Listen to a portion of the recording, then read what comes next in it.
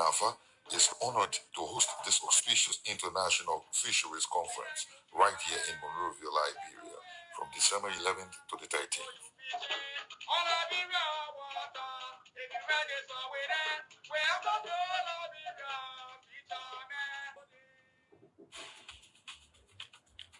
I can really be scared for you. Lord, that far place you live in and you also turn at it, I can be scared. Why would be scared when I get my watchman camera to my house? That what criminal will see and run you. With my watchman camera, I get to my house and on my phone, I can see anything to my house. I can even talk to the person from my house. I want to get data and the video can be clear. When I roll there, I can just press the alarm and it will make a big noise for people to come around. But alone and my watchman camera that good thing. For sure. One in my office get it to her house. She can use it to check on her children to know what they're doing to the house. But I wanted to be checking on my shop. You know the man can bust my shop every time. Get the easy-to-use Man Watchman and protect what you love most. Protect your shop with just one click on the phone. You can purchase Man Watchman camera at our office on Russell Avenue between 50th and 16th Street, at the Lone Star Cell MTN office on Tottenham Boulevard, or at any major Lone Star Cell POS around the city. Additionally, our cameras are available at major electronics and building material store. For more information, call 0770-766-485 or 0880-766-485. Mind Watchman, we keep an eye out for you.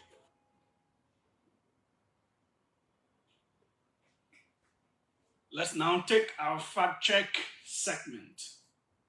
Good day and welcome to the fact check segment. This segment debunks disinformation and provides the verified facts of statements made online and on the radio. On November 25, a blog, See Liberia Clearly, with over 360,000 followers, posted on Facebook claiming that Liberia has been named one of Africa's top 7 destinations for deep water oil discoveries, citing the Africa Energy Council. The post also stated that Liberia's 29 offshore blocks are estimated to hold 1 billion barrels of oil by 2035. The same claim was also made by journalist Julius Jer on November 26, referencing Front Page Africa as his source. The Front Page Africa article published the same day also cited the African Energy Council.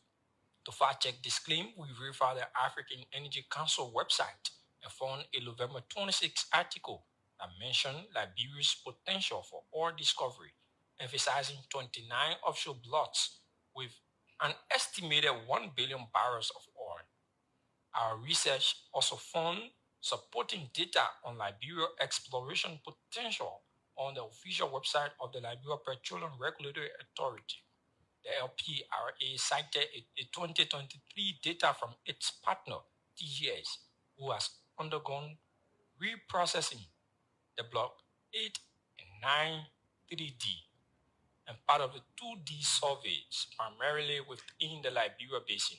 TGS Geophysical Company is an energy data and analytics company that provides services and solutions for the energy industry across the world.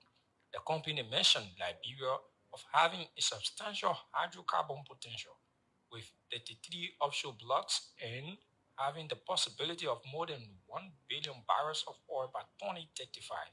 Based on these findings, we conclude that the claim is correct. Data from reputable sources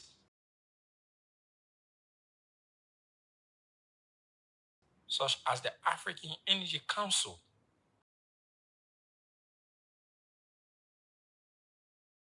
Africa Energy Chambers, and TGS shows that Liberia is one of Africa's top 7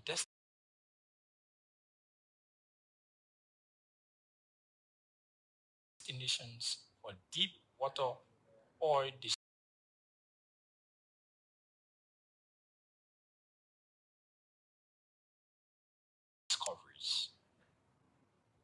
On November 25, a Facebook account named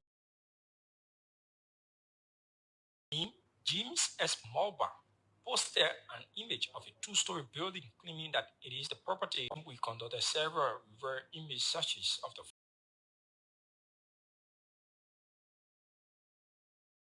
before before it was posted by James.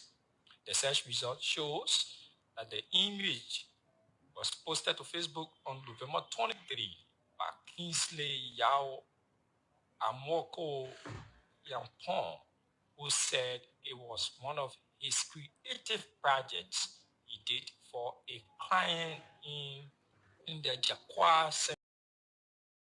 Central region in Ghana. Based on this, we conclude that the photo making rounds on Facebook claiming that it is a building in Catwell belonging to Mo Ali is misleading. The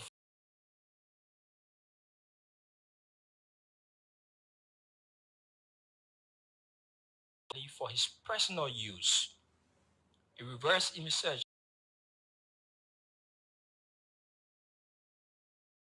of the photos reveal a November 18 Facebook post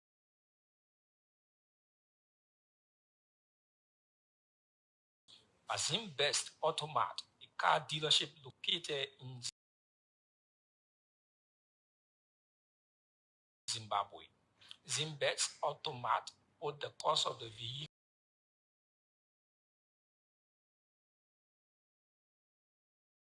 vehicle at US 210,000. Based on this,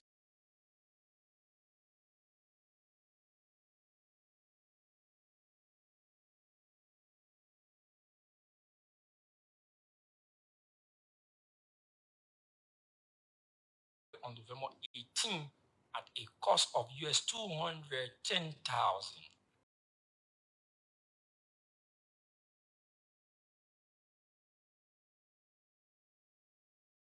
Seeks to counter this information to help the public make informed decisions.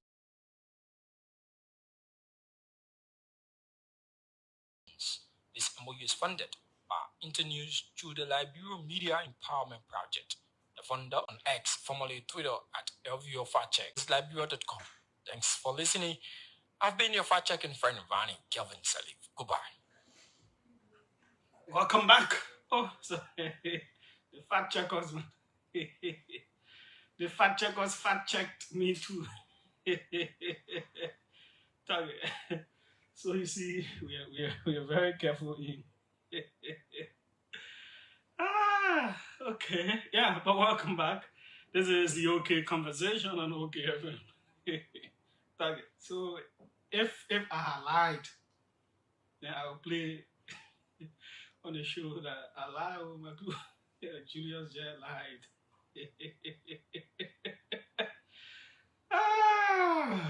So yeah, we're live on YouTube. You can subscribe with OKFM on YouTube. It's OKFM 99.5 and OKTV. You can go on YouTube and subscribe with us.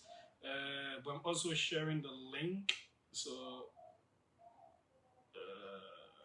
okay, I'm sharing the link on my page right now. Okay, so we're live both ways. Okay.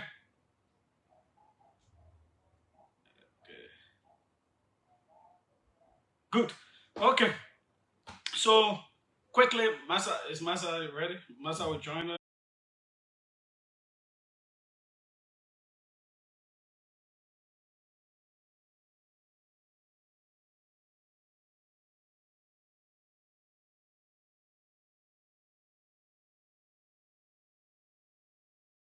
I gave you some of the news, some of the things happening. Plenty of things are happening.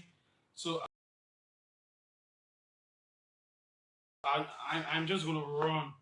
I'm just gonna run by this company named Robust Trade Incorporated, and the equipment include 2 brand new tractors to be used for agro. When we say agro, we talk about agriculture, and the 10 brand new tricycle pickups. You know, the keke pickup. Some of you have not seen it before. It will be used for sanitation purposes. Thanks to the company. We just hope their intentions are good. Yeah. So these are the tractors, the 2 tractors. If you're watching live, you'll see them. And then they also will give you a picture of this is how the tricycle pickup looks. Yeah, that's it right there. So that is that. We want to get to the point where we'll be able to pull these things up on the screen for you. I know there are concerns. Because, some people say, oh, the president's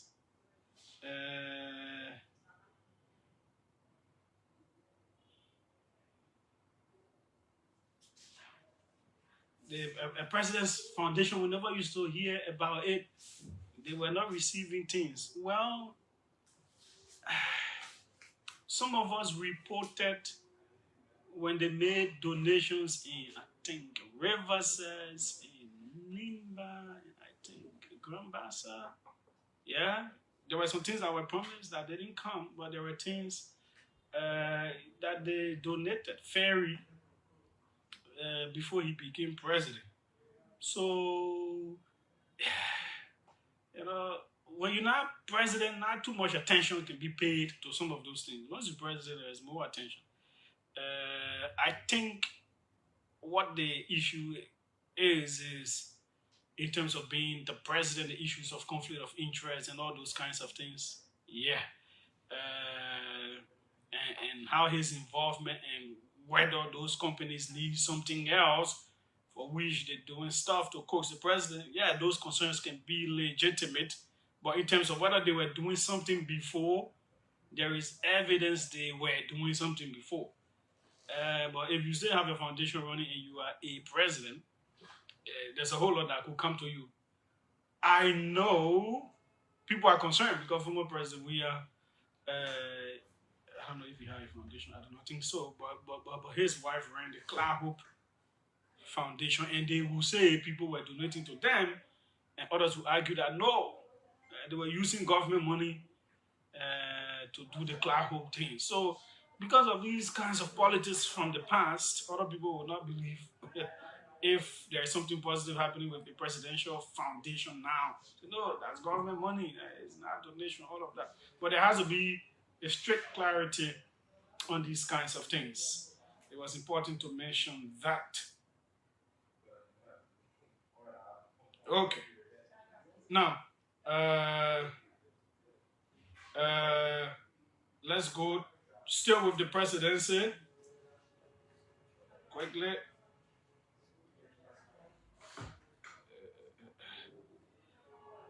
So we also know that the president has signed Executive Order number 139 suspending tariff on, this one just came in, on agricultural products. Oh, that's 3 hours ago. I just saw it as well. He has signed the Executive Order number 139 suspending tariff on agricultural products. But earlier, he signed Executive Order number 138 exempting the Liberia Electricity Corporation from customs duty and GST on generation, transmission, distribution equipment, materials, and fuel. Yeah, it is here. Let's go to the agriculture on. Whereas the government remains blah, blah, blah. Accordingly, now therefore the government of Liberia hereby issues this executive order that suspends import tariffs on the tariffs of agricultural products and equipment directly related to agricultural development as attached to and forming a cogent part of this executive order. What are those things?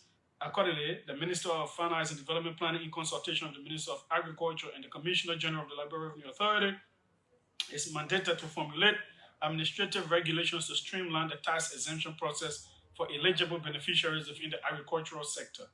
Importers of agricultural imports shall only be required to pay customs users fee, CUF, and where applicable, the ECOWAS trade levy. 3. Beneficiaries qualifying for these exemptions under this executive order must demonstrate direct involvement in agricultural sector as verified by the Ministry of Agriculture. And 4. The executive order takes effect immediately and is in the public interest to support our farmers and stimulate agricultural growth. It is therefore imperative that all stakeholders comply with the outlined provisions. Okay, so the different things are a plateau. We don't have time to go through the very, very plenty, my people. Live cattle for breeding, bovines. Bovine, it can take S now. I knew from where by S or take S, but it's okay, the poor S there. I'm not sure. live animals for breeding, cows, live pigs for breeding, live sheep and small ruminants for breeding, live goat, agricultural seeds and planting materials, cereals, pulses, oilseeds, fodder, and of vegetable and other crops, including rice for sowing under Chapter 10 of the Harmonized Coding System, potato seed, pea seed, bean seeds, cowpeas. I done read the bean seeds 4 times. I'm mistaken.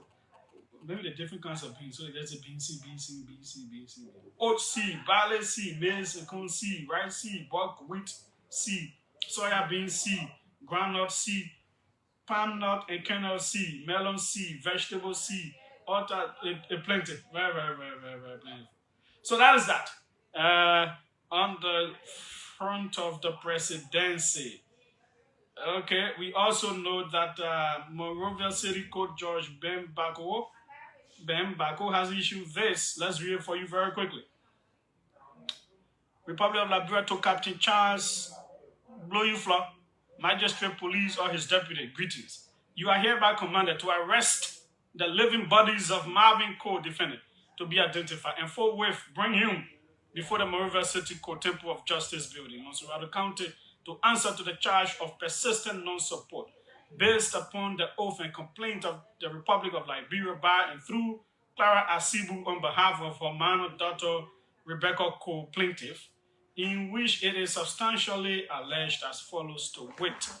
In violation of Section 16.5 of the new penal law of Liberia, the private prosecutress by and through the Republic of Liberia appears before this honorable court and complains of you, the within named defendant of the city of Monrovia, Liberia, and says that you are the biological father of her minor child, Rebecca Cole, aged 11 years. Private prosecutors averred further that since the generation of the pregnancy up to now, you have failed, refused, and neglected to tender support to them for no justifiable reason, and they have been living in need of food, shelter, and clothing, etc. This out of you defendant being criminal, illegal, and unconstitutional, the crime mentioned above defendant did do and commit. Hence, this writ of arrest. Contrary to the form, force, and effect of the statutory laws of Liberia, in such cases made and provided against the peace and dignity for this republic, and for so doing, this shall constitute your legal and sufficient authority and have this writ. So Representative Marvin Cole needs to appear before the court. If it is true or not, does he have a child by the lady? Is it his child? Has he not been supportive?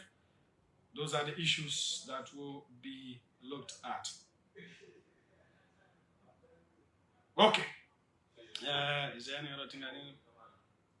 Now, Central is also calling on President Boakai not to be selective.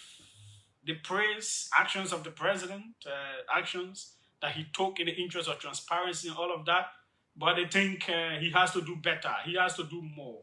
They are highlighting Abdullah Kamara, acting chairperson of the Liberia Telecommunications Authority, Dor Cooper, Inspector General of the Ministry of Commerce and Industry, over alleged corruption violations of the Code of Conduct. They think the president takes action in certain places he doesn't want to. The LTA issue has been dragging. People were suspended. People who were in tenured posts were suspended because they wanted to audit. Now they have audited, the report has come out, and the acting head of the entity that President Boakai, appointed, he has some questions to answer as a result of the audit. And some of the others who are also suspended, but nothing has been done so far. There has been this issue with Mr. Cooper, allegations of trying to graduate without going to school, something like that. And since then, no action has been taken. The university conducted an investigation. The report came out and found him culpable of, trying to bypass the system. So, well, that is that for that. You got all of the details, a whole lot of bits and pieces of news. Let's now join Massa, who will, okay, there is something here. So let me look at it quickly.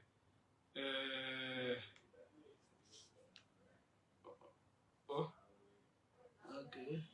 There's another one here quickly. There is another one here, my people.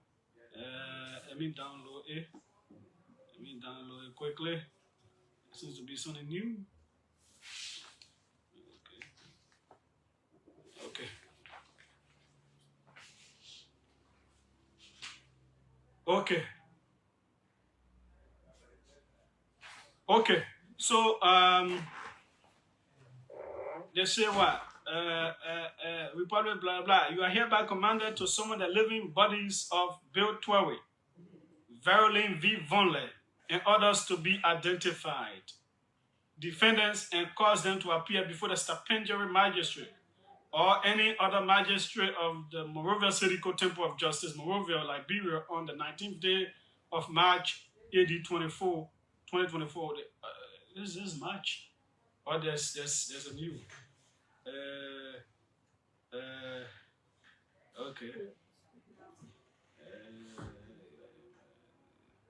Okay, so let's read the new one. This is a new one. Okay, yeah.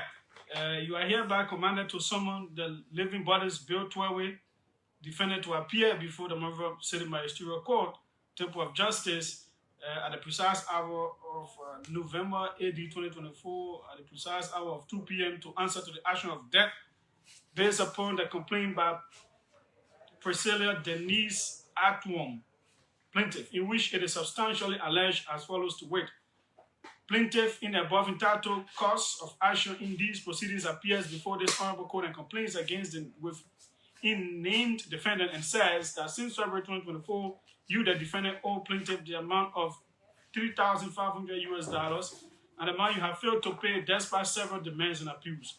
Wherefore, in view of the above, plaintiff prays court to hold the defendant liable for action of death and defendant to be made to pay all plaintiff expenses and the cost of court, all of which plaintiff stands ready to prove. Okay, Bill 12 is being asked to appear. His is not arrest, but summon. Okay, Masa, welcome. Thank you and good afternoon, everybody. So the summon you were just reading, the second one grew out of the first one in March AD 2024. According to court, they have refused. Senator Bill Torrey has allegedly refused. He and Verlin, they have refused to adhere to the court's call. That's why of paying the money. And if I come in, there'll be someone, but according to court, they refused to come. So the second summon has been issued. If you look on the summon, you see the person that signed for it there. The person's name is there on the second summon. So those were the two court documents I received. Apart from what we received for Marvin Cole, Representative Marvin Cole on yesterday, which was Tuesday. Yes. Okay. So they are alleging that they were leasing from the private prosecutress, and then in March they left the place. According to the private prosecutor Priscilla, whom was some portion of whom was damaged, worth $3,500, and then they are refused to adhere to it, to pay for all those things, and then the court has intervened. Yet they are now submitting to the court. Okay, good. So at the Supreme Court, what happened on today? Well, it was an interesting argument, but let's say for now, no one can be so sure of what how the ruling will go, like who will in favor or who it won't. But then we expect that because tomorrow the Liberal National Bar going for their convention. So I'm just speaking on the timing of the ruling now, because ruling has been reserved, and let's rule this whole week out. Then Friday is holiday, and so we'll be expecting the ruling in December. Now, because today is the 27th, and 29 will be Friday, then the rest is weekend. So these were the key arguments in the Supreme Court today. Especially this specific way that was filed is cautioning the constitutionality of the procedure or the manner and form in which the quote-unquote majority bloc has proceeded to remove Speaker Funati Kofa. Sorry. Yeah, go ahead. So he was represented by Councillor Arthur Johnson and Councillor Garrison Yelu, former representative in Bakante. Those were the two representatives. So their argument here is that they want the Supreme Court to declare the action carried out by their colleagues unconstitutional. And that's the major thing they are asking for. They are saying that before someone is removed or before you remove a speaker, there are procedures. And those procedures were not met. They didn't follow those procedures. And they be emphasizing some legal instruments and the Constitution as well. And they're keen about Article 33 of the Constitution that speaks of if, if you don't have the majority as a presiding officer, you don't have the majority. When the majority is absent, you can adjourn session day to day and compare the absentee lawmaker to attend to session. According to them, Councillor Johnson, that was done, and the adverse party, the majority bloc lawyer confirmed that. So when he came to argue, he was like, okay, when they started this action, first of all, they said the speaker was out of the country on a meeting. He was doing XYZ outside of the country. And so they wanted to proceed to their chamber to put forth their resolution, and they were stopped by Representative Marvin Cole for entering. He said those videos, footage are on social media, reports are there. They were deprived of entering the chamber with the complaint.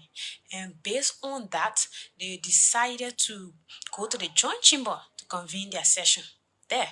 And so on the day of the speaker's arrival, according to Councillor Sherman, because Councillor Vanish Sherman and Councillor Councillor Vanish Sherman and Councillor Garrison Yelu were the one that represented the majority bloc. So for Speaker Kofa, it was Councillor Arthur Johnson and Councillor James Pierre. Just to make that correction. So according to Councillor Sherman, when they convened there and they wanted to have session, the speaker, it was the same day he was returning, so he asked that, okay, they shouldn't have session that morning at 10 and that they should wait, that he will be in the country by 4 so they could have a meeting. That he sent a text. But then according to him, the 43 people or 49, according to them, they have almost 50 signature that they have submitted to the Supreme Court. Those people refuse to adhere to his call to go and sit under his gavel. And so the people said they have declared vote of no confidence in him. And they were asked whether they have any procedure when removing a speaker. So he's kind of like, because every time when you have arguments, at the conclusion, they will ask you to pray. So he said they follow the procedures. And so reflecting on a Snow's case, that okay, Speaker Snow was removed, and the same Supreme Court, we came here and you were concerned about precepts and whether we gave the man, we accorded him due process. We brought witnesses that were there that testified. We brought those documents were brought and you acted upon. And then, so was that done in this case? He said yes, it was done because that Councillor Sherman speaking. It was done because we, according to them, they wrote a complaint, took it to the speaker's office, and the complaint was rejected. According to them, they set up an alcohol committee to investigate, and citations were made 3 times, and the citations were turned down according to them. They said they have it in their files. So after all of that, so because once the argument is ongoing, there are questions and answers. And then we had a Ministry of Justice. So because when there are constitutional matters, the court sometimes call someone from the Ministry of Justice to come in. Yeah, we just have to do it speedily because transport people need to come in. Yeah. Just people. All right, so it's a long thing. So, the Ministry of Justice were there. They were called, but according to them, their appearance or coming to speak will almost be the interference. And also the legislature, there have been claims and counter claims that the judiciary will be interfering in their functions. But the judiciary, one of the justices, Kabah, was like, we don't interfere, and what we are doing is shouldn't be seen as interference. We do check and balance. This is why we are here. So if someone's right, constitutional right, the feel that is violated, or if you are doing your functions and the functions do not go in line with the constitution, they will be coming. Okay. Yes. So the one party from the Kofasa is saying that they should declare the action unconstitutional of the removal of the speaker, and that can be done through a mandamus too. So the court said we don't have the mandamus in front of us now. What we have that discuss that, and then the other party says, okay, this whole thing is a political process. Vanishment is a political process. They should stay out of it. Towards the concluding part. So we're waiting to know where, because there are other lawsuits before the Supreme Court, right? Concerning the same matter. Yeah, there are other lawsuits. There was a McDonald's, but what is before the court that what they can look at? Like when you have other lawsuits, but what the full bench have before them at the moment, that's what you should speak on. Okay. Yes. Thanks so kindly, Massa.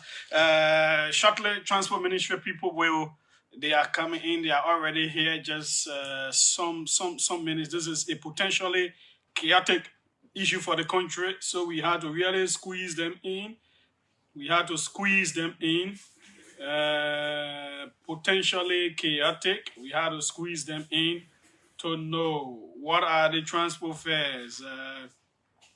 Are there new transport fares? Something seemed to have happened. This is the OK Conversation on OKFM 99.5 on the issue of the president that we talked about. Malcolm Scott wrote, the action by the president to have received those gifts undermines the code of conduct and ethics, thus making a conflict of interest. Besides, the last time I checked, he gave out his post as head of that foundation and entrusted it in care of someone else. After assuming the presidency, I was shocked to have seen him showing up to receive those gifts instead of the new executive director of his foundation, the transport people. That's bad PR, Malcolm Scott says. Okay, that is one argument. That is one argument coming up. Okay, let's be with transport people quickly. Today is a running day, it's a day of guests and a whole lot of things. Ministry of Transport, we have the spokesperson here, Shadrach Brown, welcome. Thank you, Judas, and let me say good evening. No, just put the headphone on before we start talking for the feedback. Okay, yeah, welcome again. Good evening, Judas, and let me say good evening to the peace-loving people of Liberia and those viewing us via the social media platforms. When was the last time the ministry issued regulated transport fares? It was in early August of this year. Okay. Are those fares still are they still enforced? Definitely. Like we said, we always come out with transport fares whenever reduction in petroleum product hit our threshold of 0.50 cent United States dollars or 100 Liberian dollars. Okay. That's the time we make determination and adjustment within transport fares. The official prices for petroleum products, like gasoline, for example, is around, I think, $3 something cents or something. I don't remember what it is really, but has it not reached the point to determine new prices? So if it is $3.90, and if reduction should be made, at least it should be like 50 cent reduction, or if there is an increment, it should hit 50 cent. In the absence of that, we cannot make adjustment. That is a policy and an agreement between the three ministries, the three government institutions: LPRC, Ministry of Commerce, and Transport Ministry. But we are seeing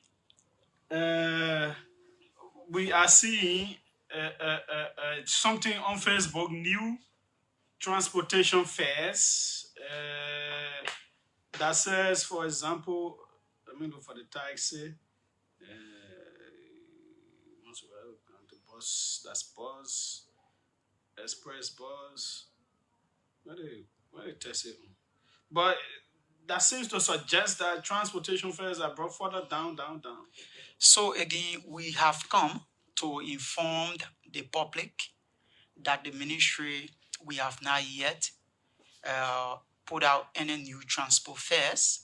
What you are seeing circulating on the social media, that is a purported trick, is fake, is misleading.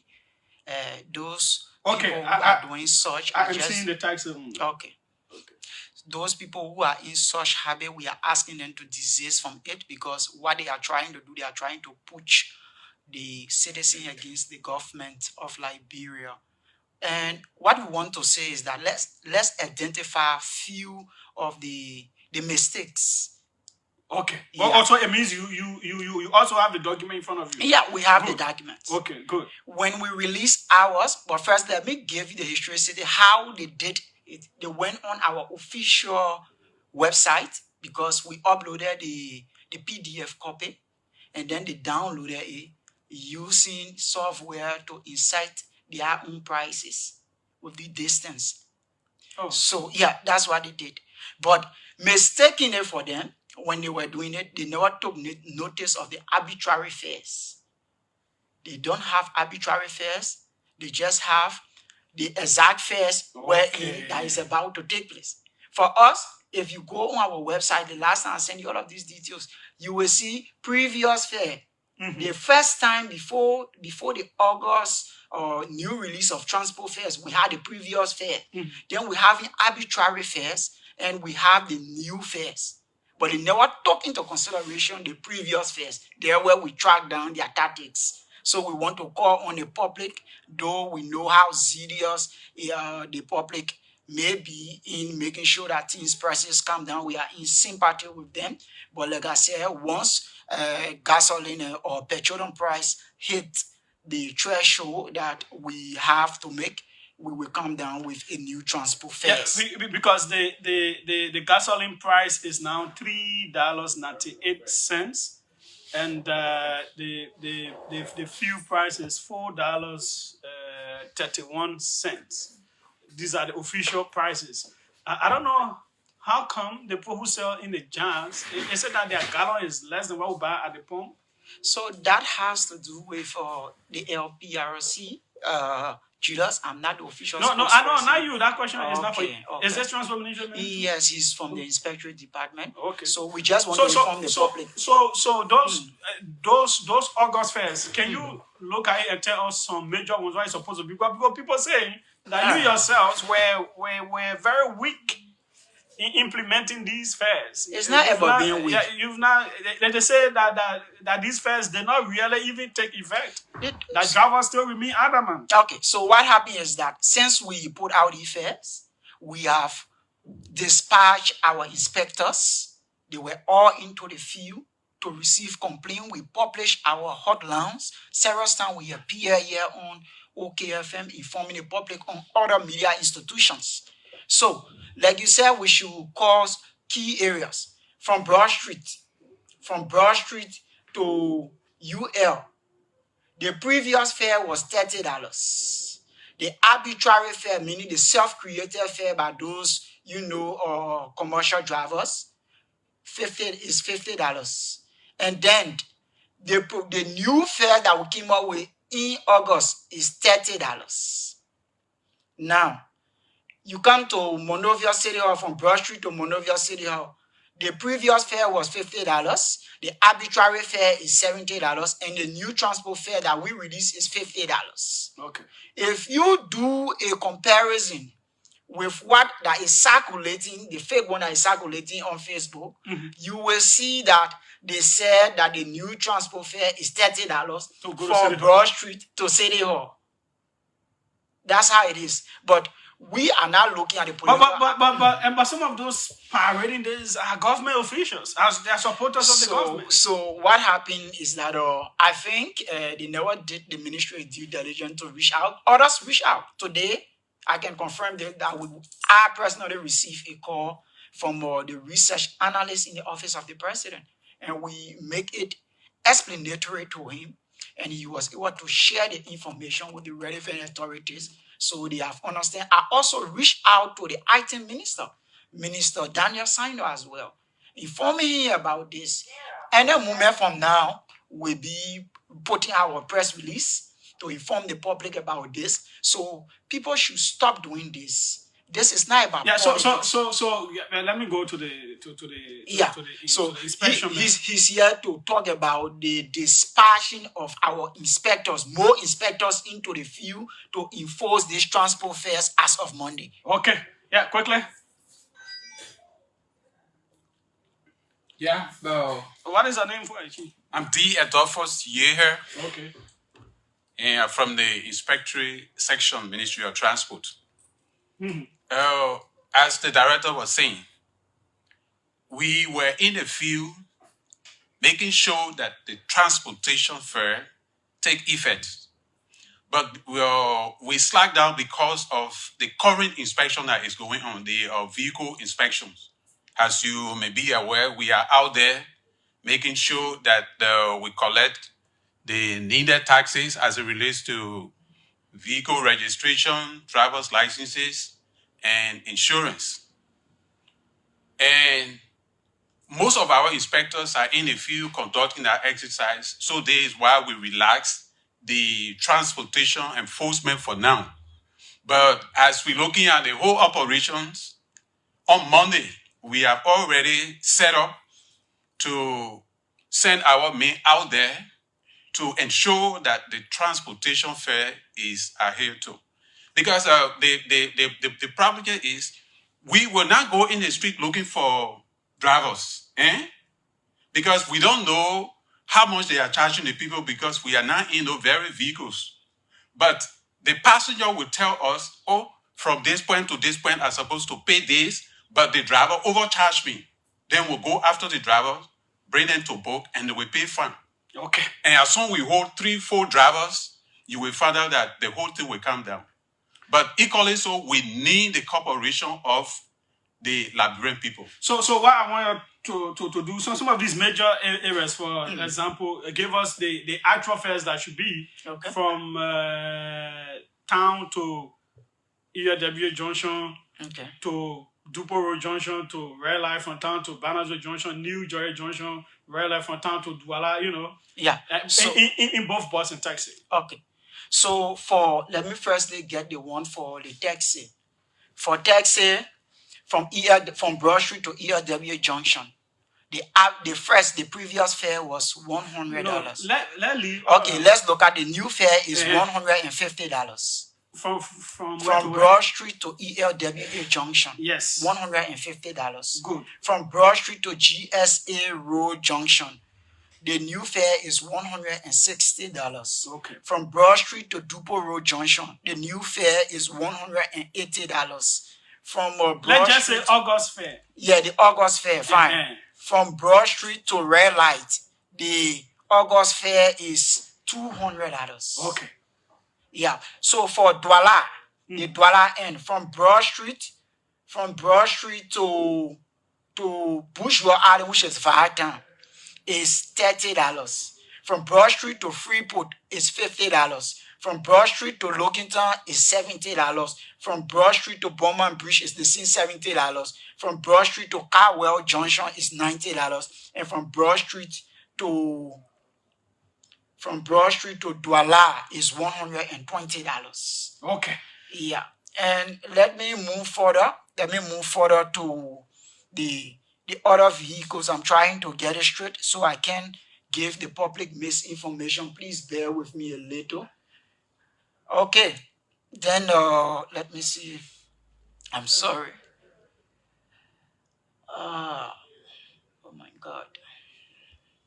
Okay, so yeah, I'm sure people should still know what those fares. They are the ones on your website, right? Yeah. You go on Ministry of Transport website, you will see it there. Some of those things by radio and Facebook, by some desperate government officials on today, because they kept posting the Camboy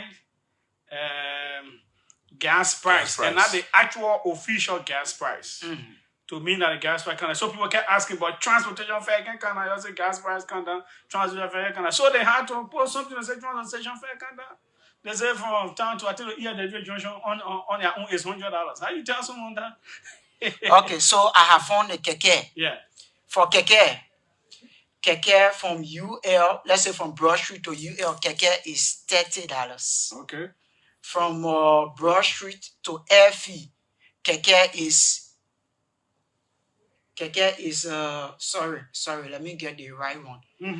From Broad Street to UL, keke is $30. From Broad Street to 12th Street, keke is $50.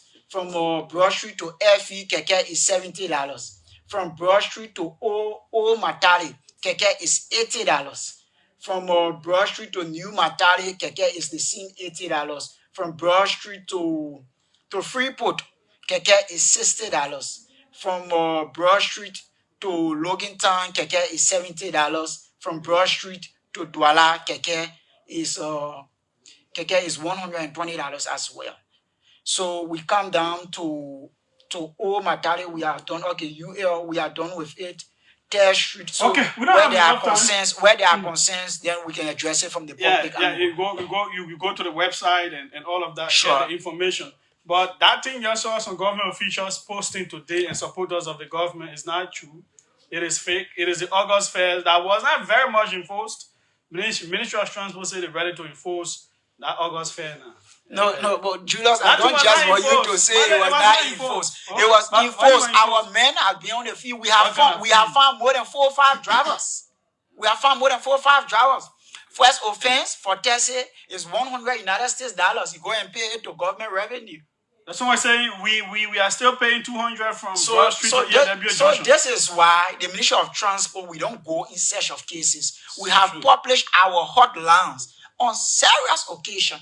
We have announced it in the public. So once you call us, we will be able to turn out to your call and we make sure that violator be in compliance with the law. Let me just call some of the hotlines. 0776 06 4077. Again, 0776 06 4077. The next one is 0775 696652. 0775 696652. For Lone Star is 0888 39 49 08. 0888 39 49 08. So these are our hotlines. You can call us. Even you call us now, you will get us. Okay, thanks so kindly. 777-700-995. Let's just a few calls. Our other guests are already here. We told you this is a day full of guests. We had to do this. It's public interest. We had to do it to avoid the fighting. And you government officials and supporters of government that lied earlier, you need to repent. You really need to apologize for lying. You know, y'all can be doing that thing. Okay? You create panic or create problems. Y'all may be able to get a fake information, they hold it in their hands, and they'll go be making fuss with people. It is not a good thing. You all need to desist. I don't want to call your names. I saw your posts. I will let you go for now. I think they were not in the know, Jesus. They were not in the know. No, they were not in the know. Lead other people. Now your work to be defending them. You are not in the know. You remain mute. And ask questions. But the gentleman make it look fun. Oh, the government bring the price down. They want, you don't do that. It's not good. Welcome. Let's hear you quickly. Yes. Quickly. We don't have enough time. Mm-hmm. Thank you, Jesus. This is so big.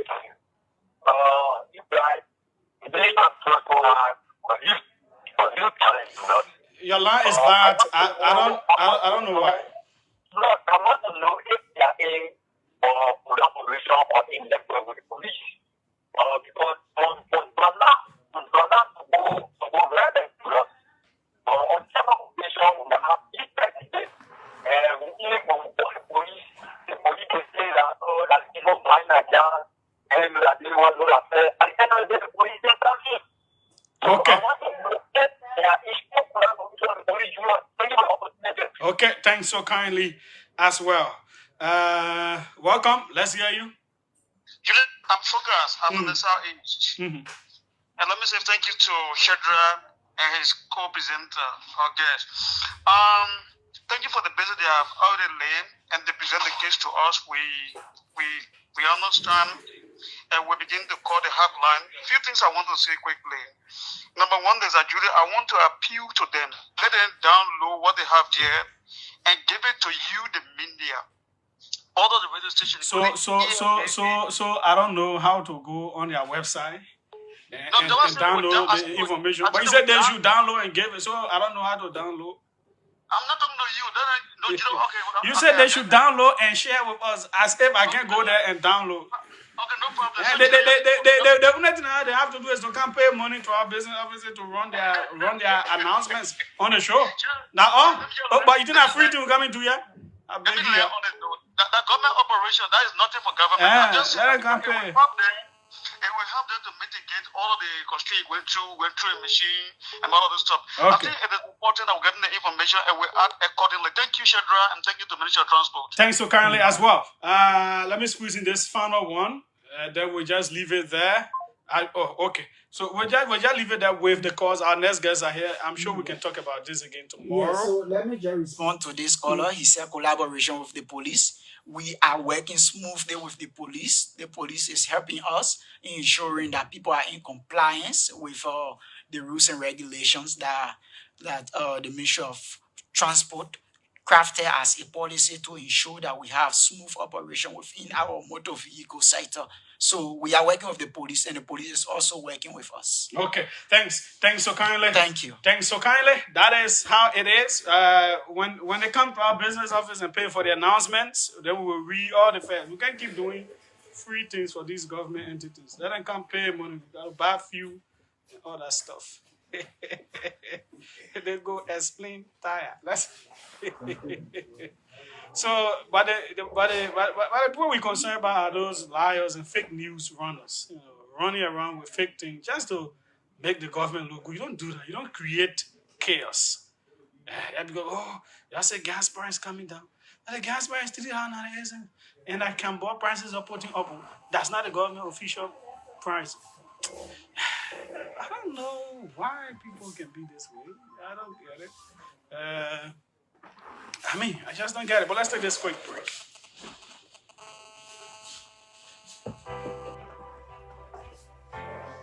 Your favorite RLJ Kendeja Resort and Villas is new and improved with top-notch first-class services guaranteed to make you feel pampered and special as our royal guests.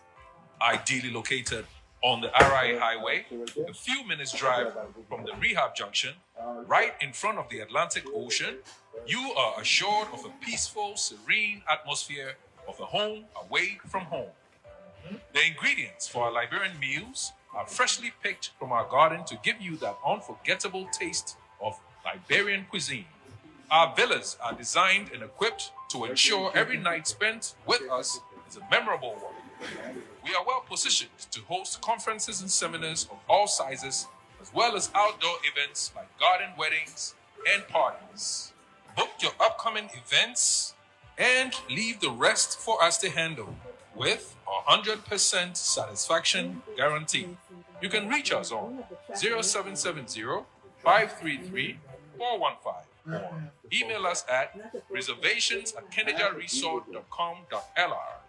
Visit our website www.rljkendejaresort.com.lr. RLJ Kendeja Resort and Villas.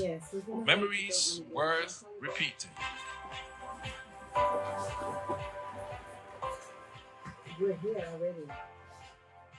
Is the sun coming?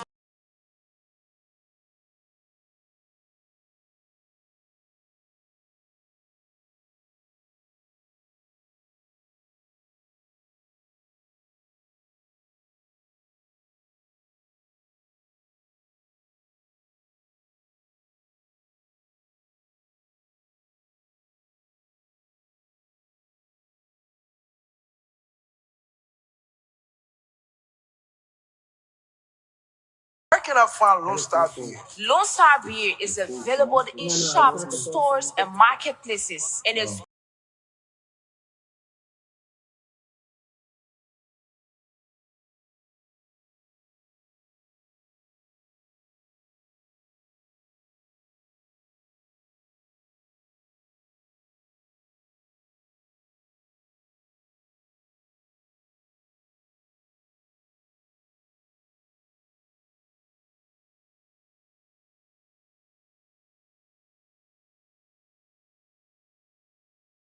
proud. Hell, every day funny for traffic are not easy. By the time you reach the last, that will make you scared. Hey man, I was shopping for my children for the Christmas season. You are here too hard. That's it. What can carry you to the bank again? You can get tired.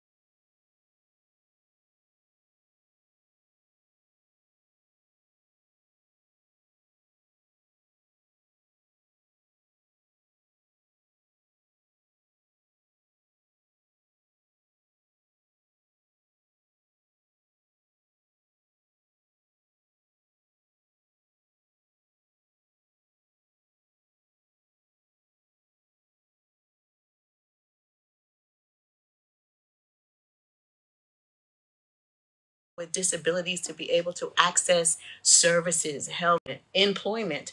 So there's so many things that we want to do to improve the lives of people with disabilities. And we're using these 3 days from in December 1st to December 3rd to talk about that, to get everybody talking, to get everybody dancing and listening to the track and understanding that every ability counts. Every ability counts. Let us come to Mr. Dean. You are the head of the commission. How involved the different segments of the community? Well, the different segment of community are involved. First of all, at the commission, we have the three varying disability. I am the physically challenged head, and there's a head for the visually impaired, and there's a head for the deaf or the hard of hearing, like they like to be called. So yeah, and then we work collaboratively, and this event is going to bring everybody together under one roof, so that we can make sure that, like she said, every ability count. This year theme for the International Day of Person with Disability is called Strength and Inclusivity, and every ability counts. We're going to be highlighting abilities in this light, and we're going to be talking about how we can address our issues through legislation. I'm sorry. So that's day two. Day two, we're going to be having a dialogue, and this dialogue is going to be geared toward crafting a legislation that's going to make sure that there's a census for person with disability. We like to call it a National Disability Registry, because if we don't know our people, we can't help them. We're also going to be looking into crafting a national a national equity fund for person with disability, to see how best multinationals, concessionaires can tap into it. So pre-budget, post-budget, person with disability can be straight. Right now we have a very unrealistic budget, and we feel that our issues aren't being mainstream. Forget about disability issue being mainstream. Disability is the issue. The issue of disability in this country, we don't have responsive budgets, and budget is everything. Our issues are not being adhered to. So we're also going to be looking into the arrest agenda and how it aligns with our future. So you won't look no further to see around LU that there are open drainages, and the blind will usually walk through there, break their legs. And so the road in arrest gender need to be addressed. We need curve cuts. We need sidewalks, proper sidewalks. We need accessibility in all its forms, educational infrastructure, sign language interpreters in schools. It will surprise you and amaze you that only 3 counties have special schools. Lufa, yes. Nimba and Monserrado County. The rest of the counties don't have special schools. So we're going to be talking about the $75 million that was given to the Ministry of Education, I think by either USAID or UNICEF, for inclusive education. And we're going to be seeing to it that that money helps to retrofit buildings for persons with disabilities to have equal access and opportunity, because their lives counts too, and they are Liberians. So we're going to be looking at all those things in a dialogue and making sure that there's a commitment at the end of the day to make sure that every ability counts, because there's strength in inclusivity. Okay, good. Now, are you getting people from the different counties? Yes, of course. So we're getting, because of budgetary constraint, so we're getting 3 persons each. 1 person from the National Commissions on Disabilities, 1 person from the National Union of Organization of Persons with Disabilities, and 1 person from the Group of 77. We would have loved to have gotten at least 5 persons from each county, so we can have 600 persons in attendance, because it's going to be a national dialogue, a consultation, if you may. But irrespective, those representatives, I think they're going to represent fully. And in addition to that, we have 78 organization of person with disabilities under our watch, and we're going to get 2 representatives from each of them. So give or take, we're going to have maybe 350 to 375 persons in attendance if all go well. We had an elaborate, ambitious budget, but we've been having problems with getting the government to commit. So we had to cut it down a bit, and make it a little modest. But the show still continues. Yeah, and the show continues because also not just because of the hard work of the National Commission on Disabilities, but also our partners and our sponsors who have been instrumental in making sure that this year's activities are a success. So we'd like to recognize Orange Liberia and Orange Money for being the sponsors of the entire event, which Okay. is really amazing. We want to also recognize our supporters, USAID's Media Activity Internews and the Liberia Media for Democratic Initiatives. We want to thank them for helping us organize the dialogue and to make sure that we can have access to the media so we can spread more awareness about the International Day of Persons with Disabilities. We also want to recognize Samaritan's Purse, the United Nations Development Program, the UN High Commission for Human Rights, UNICEF, LAC, Sight Savers International, IFO, the National Union of Organizations of the Disabled, and of course, Genesis Communications. Okay, so do you have a set number of people going there? Yes, like I said before, we expect between 350 to 400 persons to grace that occasion. As far afield as Maryland, Granger, Yeah, we have people from all around the country. There's representatives from all around the country that will be in attendance. Because, like I said, it's not only a dialogue, but it's a consultation. Because we're trying to craft a national legislation that will provide for the human rights that persons with disability deserve, and in order for us to get a realistic budget to be able to, improve the living standard and the living condition of persons with disabilities. Okay, fair enough. Let's come to Express. Yes, sir. Yeah, but what is going to be your role in this whole thing? What will you be doing? So I'm one of the artists that will be gracing the occasion, and I'm also representing the disabled community. So like they said, persons with disability have been stigmatized and discriminated upon for a while. So we're about to put an end to this and make sure that every ability counts and is strength in inclusivity. So I'll be there to make it happen, to get all the people dancing on their feet. I got MC Carol, she's on the song. We got Teddy Rod, we got Gil Boy, we have this visually impaired kid. He's an upcoming artist too. We got King Dennis.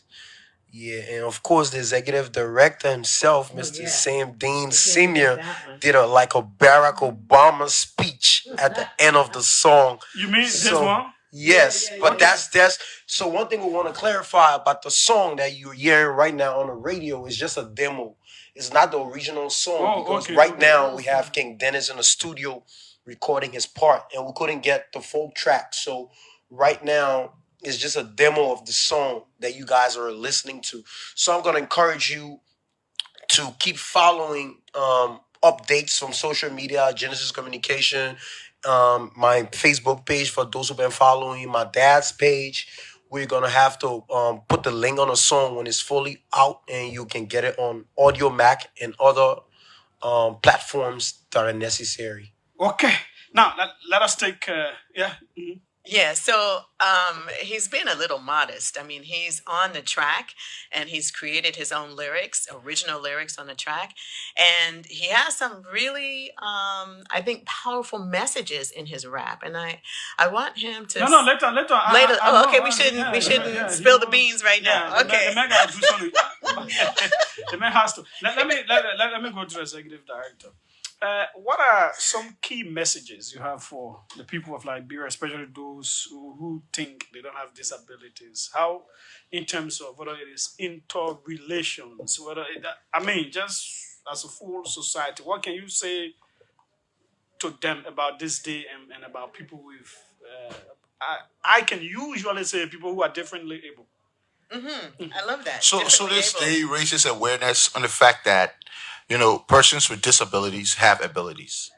and that because our society is usually a socially sanctioned stigma one, we want to try to break down the barriers on that day, raise their awareness, and to let people know that person with disabilities are people too. So I bet a lot of people aren't condescend that uh, Dr. Sakwe Malachi, who wrote the book From Foya to Monserrato for President Boyka, is a blind guy. This guy created his own curriculum called Disability Studies at the Toledo State University in Ohio. So, person with disabilities, they're persons with exceptionalities when given opportunities, and what they lack are the opportunities. And a lot of times political will hamper opportunity because we did a study that shows that once where there are inclusive employment, person with disability will excel. We have person with disabilities who are on the street who have degrees. You know that.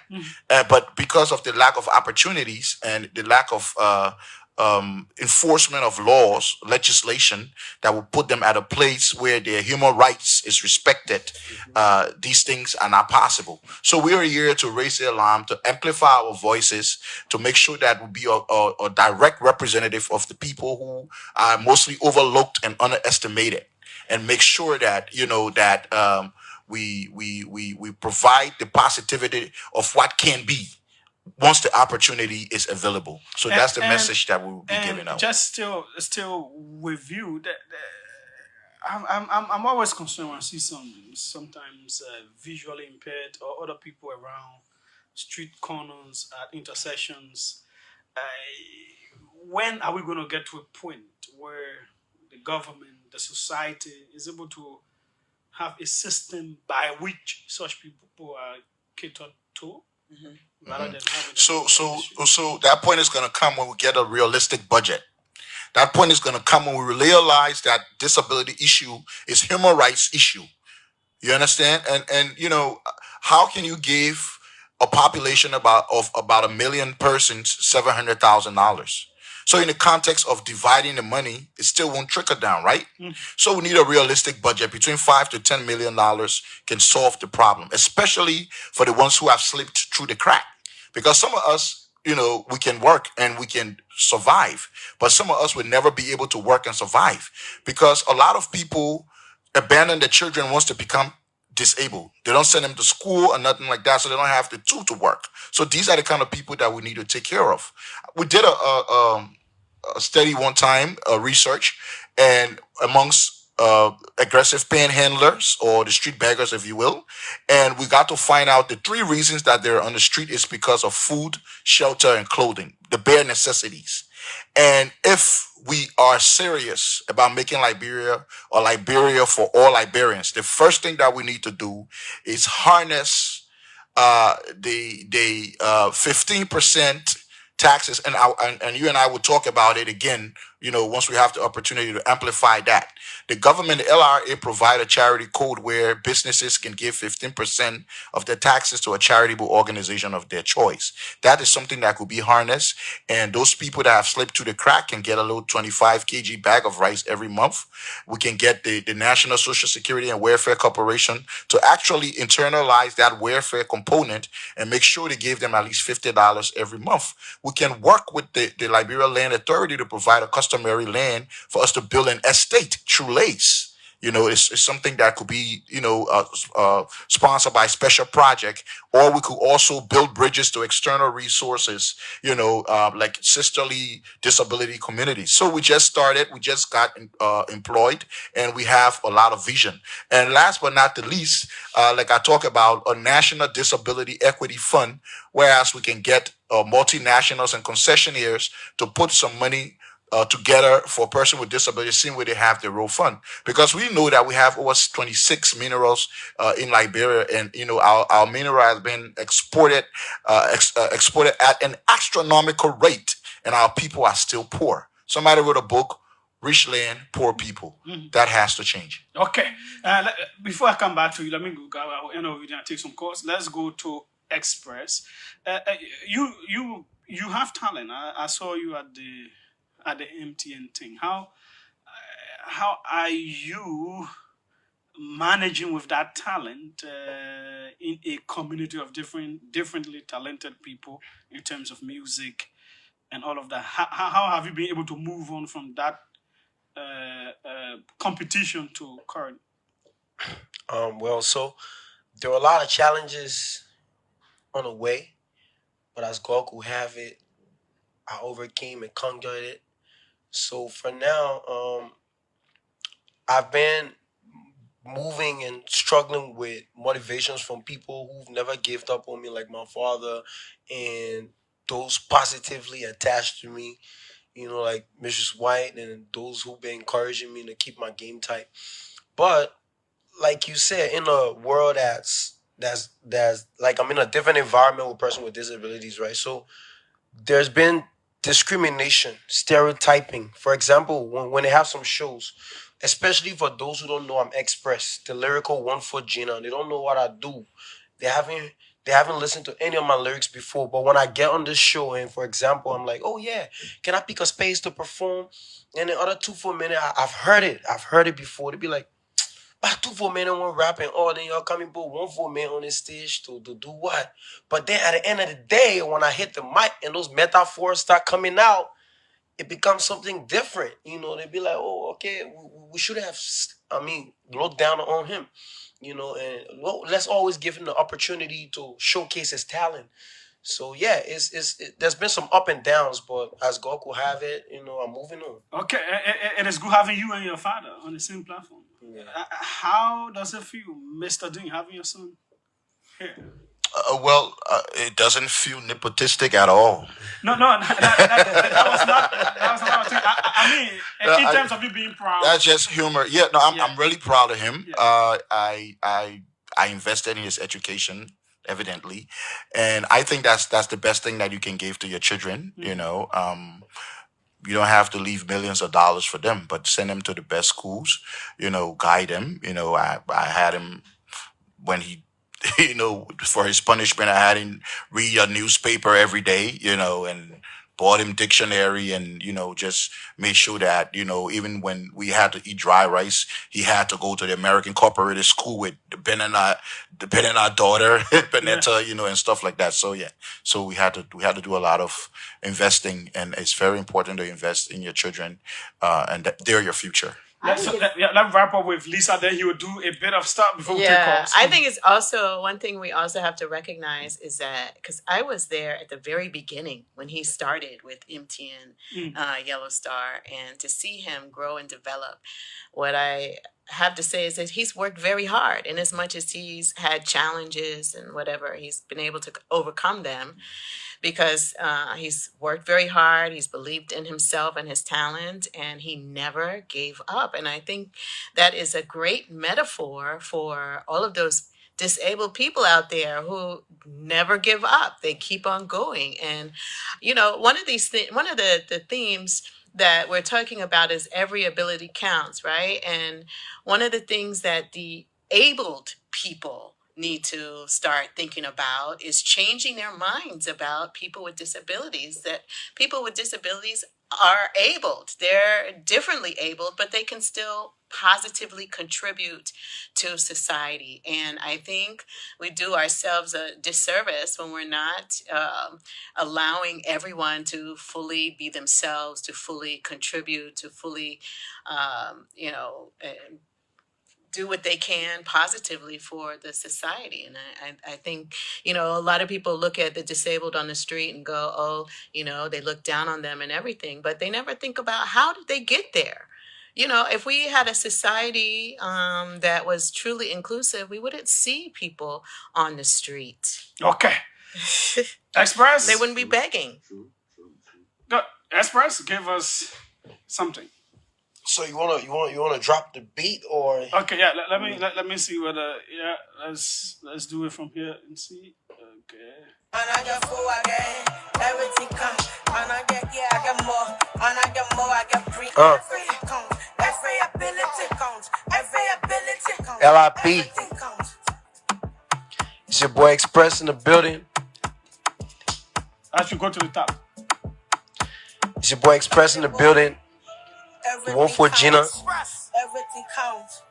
Every ability counts. Every ability counts. Every ability counts. Yeah. Everything counts. Every ability counts. Every ability counts. Everything counts. I say every ability counts. Let's get it. Every ability counts. Everything counts. Every ability counts. Every ability counts. Everything counts. Again, I got full. And I got full again. Everything counts. And I get more. And I get more. I get breathe. Everything counts. Every ability counts. Yeah, Gina. Every ability counts. Everything counts. Every Shout out ability Caro. counts.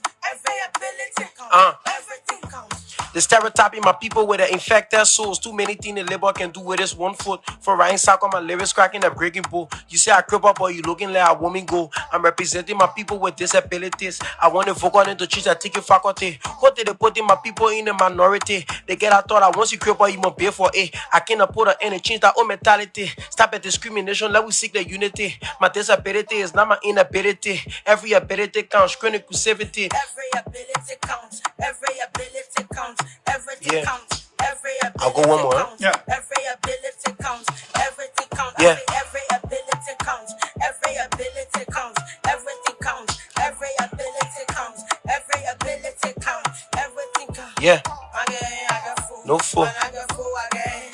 Everything I counts. stay in more bimba. I got more. LIB people, y'all turn up December 1st to the 3rd. Contact. Let go. The Gina, listen. Every ability counts. Everything counts. What kind of country that we in for attention? No job, so they giving us sanction. Daddy, feed my voice to the spectrum. Let my carbon mix with the sodium. I'm a king in my prime in this kingdom. I depend on the oracle for wisdom. At a panel for the chief in this chiefdom. Dear Pharaoh, the people want freedom. I lock my game and throw the key in the Pacific Ocean. I'm navigating with one foot of perfect locomotion. Clip up give you having the combat to give me motivation. Cause 50% of my social was there from the beginning. Yeah, his name is Express, man. What's that? 777-700-995-555-995, the numbers to call, and you will be through. Let me read a message that came in. This person says, I think the best way to do the selection for persons with disability for the upcoming event is to get 5 persons from each electoral district, which will equal 365 persons. I think they've made their decisions already. Welcome. Let's hear you. Hello. Hello. Okay. Hello. Hello. Hello? Yes, go ahead. Let's hear you. Yes, this is Momo Maturi Chetama, I'm calling from Power. Uh-huh. Yeah, so every ability counts. I get more while I get here. Yes. Think what it got to do will be the fact that it's going to prevent is more first. Yes. Okay. Okay. Thanks so kindly for calling in as well. Let's see who's on this side. Welcome. Let's hear you. Hello. Hello. Good afternoon, Julius. Yes, go ahead. Thank you for having me. Uh-huh. I'm TRC Emmanuel Senior of the Intellectual District number 14. Let me say good afternoon to your studio guest. I've been following your show. Well, Julius, the guy is very creative. As I sat back quietly and listened to his creative approach, I want to commend his parents who stood with him to overcome his limitation. And I believe that every ability comes, and disability doesn't mean your limitation. I just want to give it out to him and call my friend to support this initiative. Thank you for a 40-minute time. Okay, thanks so kindly as well. Welcome. Let's hear you. Hello. Yeah. Julius, I want to say thanks to you first. I want to welcome my brothers to at least make me feel happy, especially for our brothers disadvantaged or disability. At least make me feel proud. And I want to be a friend so that you get the feeling that we're following too. They need her on Facebook. Yeah, the need I want to be a friend. I want to follow him because the boy got plenty in him. Okay. I want to tell him, Mom, God, thank you so much. At least they don't leave a man on the highway because of his position. They always support her, have it, and they reach it far. For me, I want to be a friend, and I want to be a friend for today.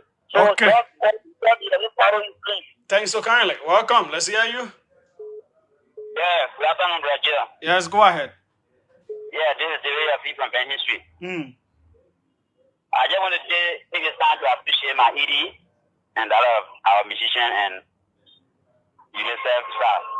I want to appreciate them so much, but for me, I'm a bit confused about the selection that was done. I don't know whether if someone have the means of going there when they can make it there. I don't know. Okay, they are jotting down the concerns. They will respond. Welcome. Let's hear you. Julius, how are you? Noah Zau Gibson. Yes, thank you. I sat and listened carefully.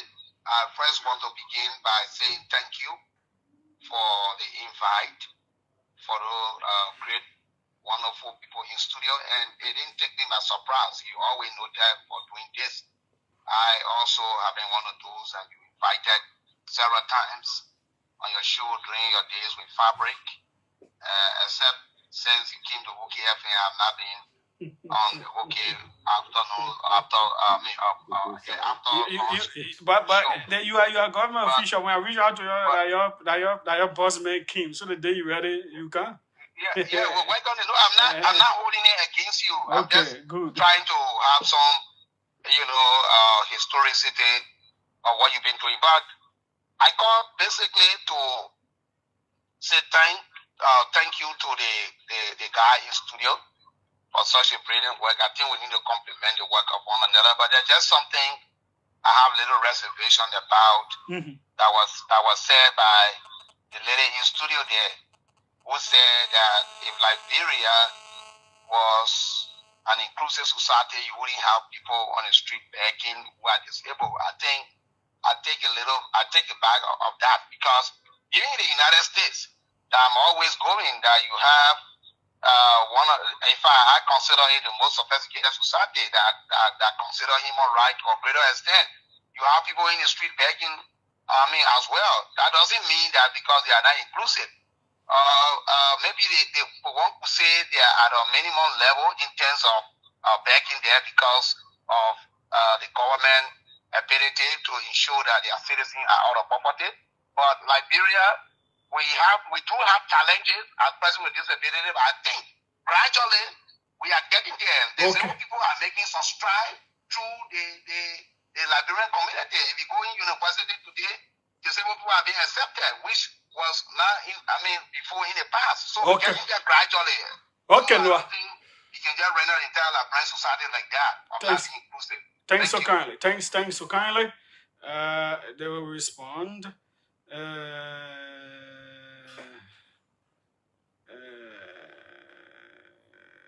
Okay. This one says Mr. D is very innovative and strategic young man who can move the commission forward. But the problem with this community is they are full of petty jealousy and envy. But wishing him all the best. Usman Sekou Sanon says that. Let's take 2 more calls. Welcome. Let's hear you. Hello. Yes, go ahead. Let's hear you. Yeah, this is Shafa Embrama and a teacher show for Kawa in Georgia. Okay. Yeah, come express, you need to do that. Show your social media platforms so at least we can subscribe in one way or other so we can support. Okay. Very people want your daddy too, but trusting you. Yeah, brother, we're proud of you. I see your try, Jenna. Okay, thanks so kindly. This will be the final one. Welcome. Let's hear you. Hello? Yes, go ahead. Yeah, my name is Michael. Thank you for you hosting. Director is here. Director, how you doing? This is Michael Diggs. I was just for your holiday concerning. Thank you so much. You spoke relatively. I do appreciate you for your hard work so far in the digital community. See, you said it all. Actually, in the digital community, that one of the problems we're facing in the digital community, we don't love each other. If we love each other, things that we struggle from or we struggling from, we can able to work it up just by all loving each other and working together. So we pray to God that you should be able to try by all means to bring the whole community together to work as a one body, that we can able to forgot everything that's been struggling us down. As I see you now, I'm on the street. I'm on my way going home now. I just want with my hustle. Just imagine how life is looking. People have achieved all of the education that you struggle to get, and at the end, nothing you can able to benefit in your own country. It's so disheartening. It's painful. But what to do? This is the life that we already in. So we thank you so much. We pray that you should continue hard work. Do not change your hand. But don't moving forward. And tomorrow we always smile. Thank you. Okay, thanks so kindly. I'll have to squeeze this one in. International, welcome. Let's hear you. Hi, Julius. How are you? I'm fine. Go ahead. Let's hear you. I want to say hi up to the folks in studio. My name is Dakwana Newton D. Smith, and I'm calling from New Jersey. Okay. Julius, just a little fun. If we were going to be John, we had time. No, I guess I'm going to get prayer when I need it. I'm old brother. Yeah. But Julius, I think it's very important. It's very important, and what those guys say here is very important. And I think that it's about time that our country put hands around disabled people in our country. Disability is not inability. It shouldn't be a cliche. It should be something that is acted upon. You get eye, you get hand, you can still make a difference in the society. You get hand, you get eye, you can still make a difference in the society. So we are important one way or the other. Whether you are visually impaired, whether you are physically challenged, albino, or whatsoever, we are important. If we are given the opportunity, we all will make a contribution to society. So ability is ability. It's not like it's a segregated form. No, it should be inclusive to all. As long you are a human being, one way or the other, you will make a contribution with whatever capability you have. So I want to appreciate them, and I also want to say hats off to the executive director in the Post Studio. The guy in studio there, I'm a musician too. I'll come down and do some of that, man. Me, will be one track. Thank you, Julius. I appreciate it. Okay, thanks so kindly. We go back to our guests now. Lisa. So yeah. Amigo, I want to address my equal friend, Kwame Official. Noah, your point is well taken. You know, we are at the brink of striving for inclusivity. In fact, before the arrest agenda was called arrest agenda for inclusive development, it was due to my deliberation at one of the cabinet meetings that I had the opportunity to visit. So now we don't have the arrest agenda anymore, but now we have the arrest agenda for inclusive development. You know, we're making stride. The comparative analysis with the United States and Liberia is fundamentally flawed. It's an informal fallacy, I would like to say, because the difference is persons in the United States have a choice. They choose to be homeless. They choose to be beggars. In Liberia, we don't choose. There are no opportunities, and we have to be deliberate about bringing the opportunity about, deliberate about exposing the fact that the budget for persons with disability is very unrealistic, and we have to be deliberate about making our country inclusive. Okay. Yeah, let me just add up to that. Because I know when I was in the UK, there were these complaints that they had housing for homeless people and people. And they refused to use they didn't want to go. Thank you. My point. The other issue is in doing a comparison analysis between Liberia and the United States or the West, is that there's an infrastructure for people with disabilities. So, for example, you can go to any parking lot and there are designated spots specifically for people disabled, the people with disabilities specifically. You go to different places and grocery stores, housing, offices, there are ramps for people to use. There are braille in the elevator so that if you can't see, you know what floor you're going to. This is what I'm talking about, the infrastructure that's necessary for people with disabilities to live ordinary lives like the rest of us.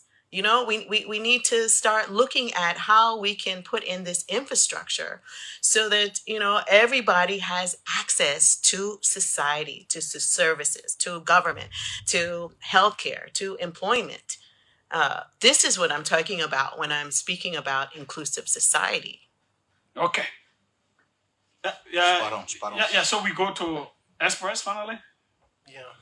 So I heard people saying they want to know how to reach me on social media. So to get me, I'm on Facebook, Samuel S. Dean Jr. Samuel S. Dean Jr. You can type me on Facebook. You see my profile. You see the one for Gina. You already know that, man. Yeah. And on Audio Mac, it's Express. And the album, to find my album on Audio Mac, all you have to do is just type Express Black Angel. Express Black Angel to find my album on Audio Mac. And can I just say one more thing? I cannot overemphasize enough that we would have loved everybody to be there, but because of budgetary constraints, we can only have a selective few. And if people can find their way there by themselves, we really appreciate it. So it's open to anybody who can find their way there themselves. It's not restricted to only the people that we had the opportunity to choose to come to the event. Yeah. Okay.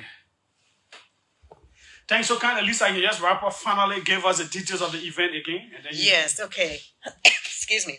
So the arrival day is November 30th. Then on the 1st of December is our sports day with the amputee football teams and the wheelchair teams competing for prizes. Then in the evening, we have an amazing International Day of Persons with Disabilities concert with MC Carol, Tam Tam, Express, Geo Boy, Teddy Rye, which is going to be amazing. And there are other King Dennis and other people are going to be there. So it's going to be a fun evening. And then on December 2nd, we have the dialogue.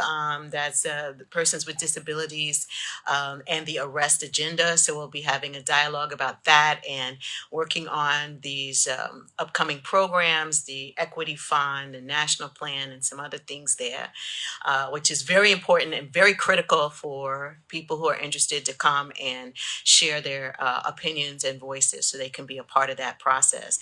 Then on December 3rd is the International Day of Persons with Disabilities. We have our official program, and of course, the International Day of Persons with Disabilities is held under the theme Strength in Inclusivity, Every Ability Counts. And this is happening in Ganta City at Jackie's Multipurpose Complex. And the concert will be at the Ganta Sports Pitch. So that's December 1st to December 3rd. We want people to come out and support, and even people who are able. We want you to be there too, because even though this is the International Day of Persons with Disabilities, we also want you to be there, and we want to have unity. You know, we want us to all come together and work as one, really, and enjoy the events and the cultural performances that's going to be there at the official program, and have a good time. But also take the message: every ability count, and there is strength in inclusivity. Yeah, we're breaking down barriers. That's what we're doing. Thanks so kindly. We appreciate you being here. Thank you. Let's take a quick break. Next up will be Deputy Information Minister Daniel Sando. This quick break right here.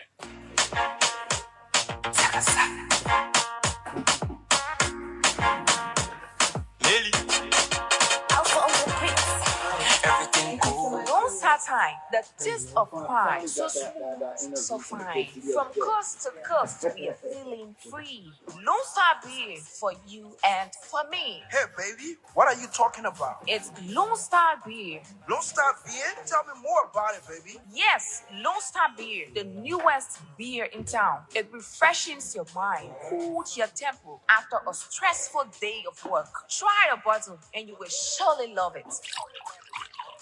Wow, so refreshing. Where can I find Lone Star Beer? Lone Star Beer is available in shops, stores, and marketplaces, and is proudly brought to you by So Premium. For sales and inquiries, call your number +231 555 364105. Lone Star Beer. Drink responsibly for 18 years and above. For my African girls, then my American girls, then my European. Hello, my people. My name is Angel Michael. Whenever I'm traveling from here to Ghana, I don't rap plane anymore. You know why? Because I can ride a bus like that comfort more than even a plane. This one, I've been into talking. Fadelex Transport Incorporated. Bring to your face brand new modern buses that will make you to even forget about airplane. Go rap plane. Like your business. I will rap a bus. That's my business. But you know why? I will enjoy my ride and I will get the same comfort. Then when I see you in Ghana, I will laugh. I say, look at it, John. Fadelex Transport Incorporated. They are in Liberia. Resa Simose, Topo Village, baby. And you know what? They leave on every Saturday to carry you strictly to Ghana. With Fadelex Transport Incorporated air conditioner buses, I can enjoy their buses too much, man. Airport will get empty again. Then the bus parking at Topo Village near the Simose will get packed again. Easy. I'm talking, you don't even get one question to ask me, say, hey, Angel Michael, I really want to go Ghana because all the other buses that I can be riding, no air condition. Then by the time we reach, the doors can take over our Balejele Cowboys. Don't worry, they can take your goods from Ghana straight to Liberia. And they can take goods from here to straight to Ghana. Don't talk about low power, they can carry it big time. For more information, call this number 0886 514950 or 0777 061696. Or if you are in Ghana and you want to call plus 233 244 274847. I'm telling you, go and ride the air conditioner buses that will take you to Ghana in comfort like a plane. Yes, if you reach there, tell for Fadelex Transport Incorporated that I, Angel Michael, the boy who can go Ghana every Saturday on the bus. Sing it, yeah. Attention, attention, attention to all lovers of the good things in life. A house is not a home, and a home is the one place where you should feel relaxed and accomplished. Your home should reflect who you are. So, it's time to make that upgrade with minimal damage to your pockets. And I have the perfect solution for you. Home Sweet Home, located on Benson Street, between Center and Buchanan Streets, got you covered. From the kitchen, we have air fryers, juice makers, pressure cookers, freezers of all sizes, and all the modern kitchenwares you can think about. From the bedroom, we have top-of-the-line, exquisite beddings to give you that great night's sleep because you have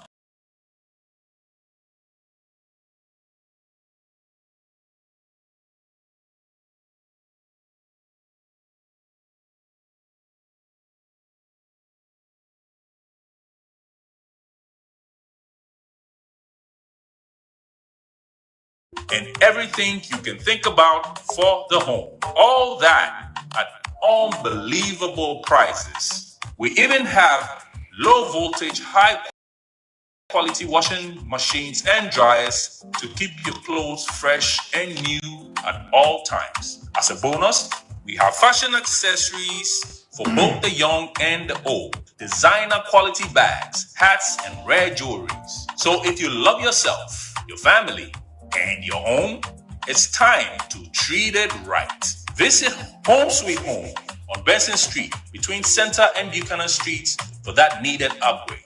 You can call them on 0886 834 944 or 0770 581 420. Home Sweet Home for the love of a classy home. Welcome back. This is the OK Conversation on OKFM 99.5. We have Deputy Information Minister for Public Affairs, Daniel Sando, here. For 2 days, in fact, before that, resigned Assistant Minister Matthew Nyamplu made some explosive claims against the minister and the ministry. That's the Minister of Information, Geraldine Pia. In fact, including Daniel Sando as well. 2 claims were made against him. He's here so that the country can hear their side of the story. Daniel, welcome. Thank you, Julius. It is a pleasure, absolutely, to be in your cozy studio, should I say, this afternoon. And let me say good evening to our compatriots who are following your broadcast around the country and in the diaspora. It's always a good thing to mount the microphone, whether in my private capacity or in my official capacity as the one of the spokesperson of government to speak to in national issues. So it's a pleasure, and I look forward to having an issue-centered conversation with you. Yes, the issues that I raised, obviously. Now, we go straight into the matter. Here's the minister, Minister Pierre. What sort of leader is he? He's painted as an egotistical, shallow in terms of information issues, not so in-depth, and not so much understanding of what is needed to move the ministry forward to the next level. Well, what a great way to start a conversation. Let me first of all say that the Minister of Information, Mr. Jeremy Pierre, is in absolute good shape. Before I walked out of my office for this show, and when I told him that I had a radio interview with you, and he told me to see him after. It's still somebody who leave the office as late as 9, 10 o'clock to ensure that all of the T's and I's, the T's are crossed and all of the I's are dotted. So the first thing I like to say, I'm here not to trade allegation with my former workmate, Mr. Matthew Yemplu, but I'm here to set the record straight on behalf of the Ministry of Information, and to also give a picture of what I know Minister Pierre is. I'd like to begin by resenting the characterization that Mr. Yemplu tried to paint to the public that Mr. Pierre is not a detailed person, that he's incompetent, quote unquote, for the job. That characterization is wrong. Egotistic. I will come to that. That he's incompetent for the job. That characterization is wrong. The first thing we have to understand here is that Minister Pierre didn't get to where he is at a sudden flight. This is somebody who has allowed himself to be well processed along the way, and he got to where he is today through a meritorious system, competition-based system. From a classroom teacher in the cadet school system, where Matthew Yemplu, who is now accused him of not being competent, benefited from his tutelage from the cadet school system. Your Pierre taught. Of course, He taught Matthew, and so I was kind of bewildered for the former student to the teacher to come and say, "Oh, my teacher is not qualified for the job." But that's Matthew for you. So the next thing here is that Pierre didn't get to just turn out to be a presidential appointee. He served as planning officer, which is civil servant position for the Ministry of Gender. He went on to be national coordinator for the Negro program at the Ministry of Gender before then President Salih saw him and brought him closer, appointed him as assistant minister for planning and administration at the Ministry of Gender. That was his entry into the political life of Minister Pierre. And from that point onward, Minister Pierre has excellently performed. Everybody who knows President Salih will tell you that she's a result-oriented person. She's very tough in terms of competence and placing people. This man, the entire second term of President Salih, he served as presidential press secretary, being advised or supervised by the president herself. For 6 years, he served as presidential press secretary. This is the man, Matthew Yemplu, will have the public to believe that he's not qualified for the job. But before that, even at the Ministry of Information where he now sits, the position I currently occupy, it was because of Minister Pierre that position was created. Deputy Minister for Press and Public Affairs. He served as Deputy Minister for Press and Public Affairs. When Cletus CA fell into problem with the government, he was appointed by the president as acting Minister of Information. And this is why, since his ascendancy or appointment by the president to that position in this new regime, he has excellently performed. So I'm saying all of these things to give you a picture that the person whose character Matthew Yemplu tried to question or draw into the mud, it's not just an ordinary person who got here because of political preferment. This is somebody who went to one of the best universities around the world, Harvard University. He went to the University of Liberia. He has a master's degree in international relations. He holds a BSc from the University of Liberia in agronomy. Today, he's serving as Minister of Information. So, I mean, that picture is completely wrong, and that's why I want to take my time to resent that characterization that Matthew Yimplu tried to make. Okay. The minister, I got close to Minister Pierre during the campaign when we worked together on the media team of the Unity Party Alliance, but that was politics. We got appointed together. He was appointed, nominated first. I was nominated at the same time. And then we went for confirmation together. So we were the first two officials of the ministry that were confirmed by the Liberian Senate. We got there. I know some of the transformation that Minister Pierre has presided over. An incompetent leader cannot place emphasis on officials of the ministry attending senior management meeting every Monday. We go into that meeting, Minister Pierre presides over that meeting. There are detailed conversations that are held, and that's why you see the Ministry of Information is making progress. The other day, you, Julius, you were criticizing, or you say, oh, our flare was rotting. Today, when we got out the Ministry Image, the entire roof of that building was filthy. Your own reporter, Maurice Plati, he has the Reporter Association, Amica. That roof was filthy. You're in a conference room having press conference for the government. It is leaking. Government has not given us a penny, but because of the exemplary leadership of Minister Pierre and his vision for the ministry, today we have a roof that costs $47,000 without government involvement. How do you think these things have been done? This is somebody who places high level of importance on senior management meeting. That assume Minister Pierre even had a radio appearance, that he cannot attend the meeting by 11 o'clock. He will have to push the meeting to 5 o'clock, 7 o'clock. We will be in that building deliberating on issues to move the ministry forward. Because, as we all know, presiding or hindering government communication is not an easy thing. You have to be on top of your game. And you always tell us to pay attention to certain things.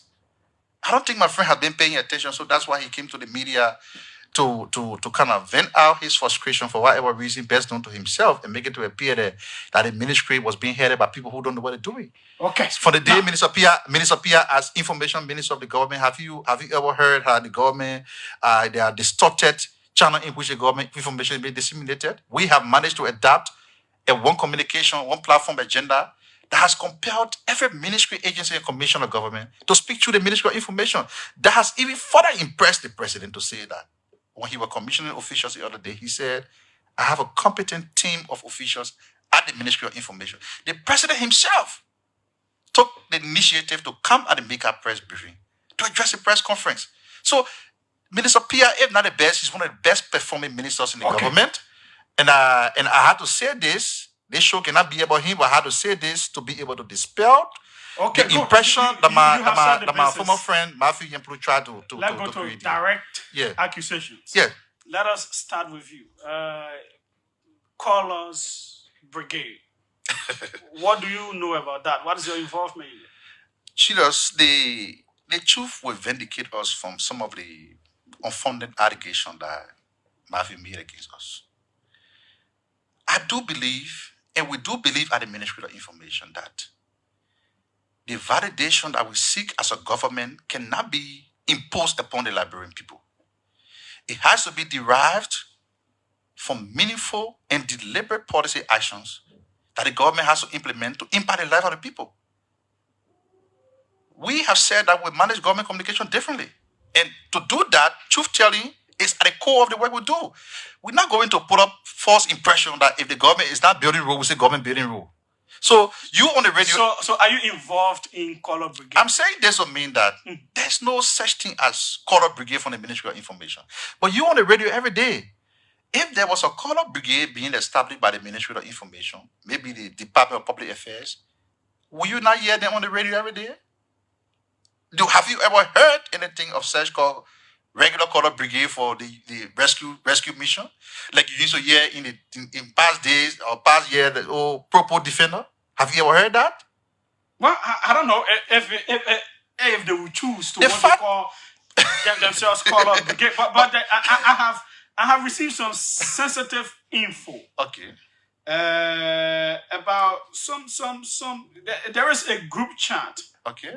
Titled Regular Callers, and it seems you are in that group chat allegedly. I'm in many groups. Yeah, are you in regular callers? Regular caller for campaign, regular caller for rescue mission, regular caller for what? I'm in many groups.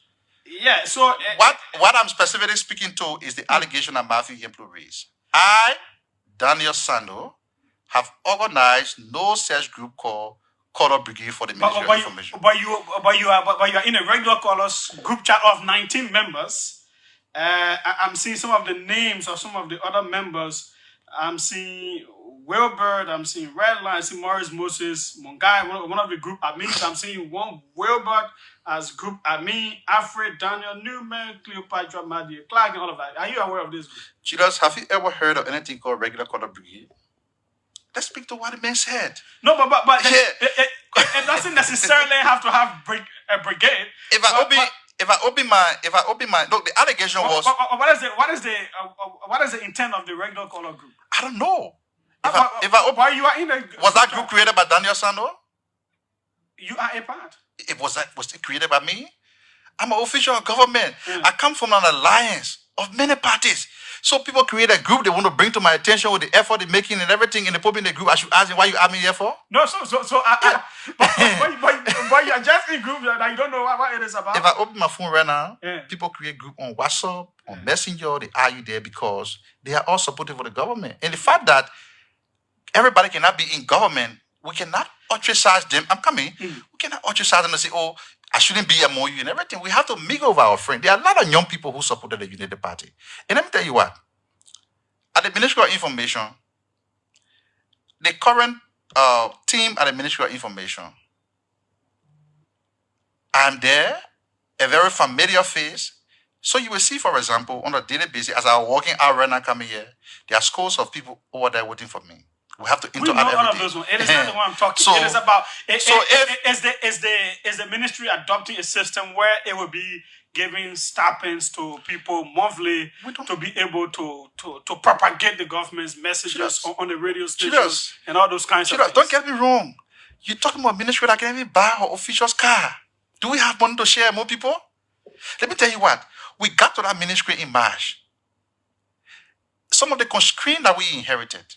And I'm saying this so people can know what we're going through. It is not my job to come on the radio and be complaining, oh, government not buy me car. I can't go to work. I can't get gasoline. I can't get electricity. We have decided that we are going to confront the challenges we inherited to fix the problem. We ran a rescue mission campaign. When people yell, complain on the radio, they say, but they put us serious. You said the country was dying, you can rescue. Why you can't rescue the country? So part of the challenges that we have confronted at the Ministry of Information, for example, is to say, we're going to give the place a facelift, right?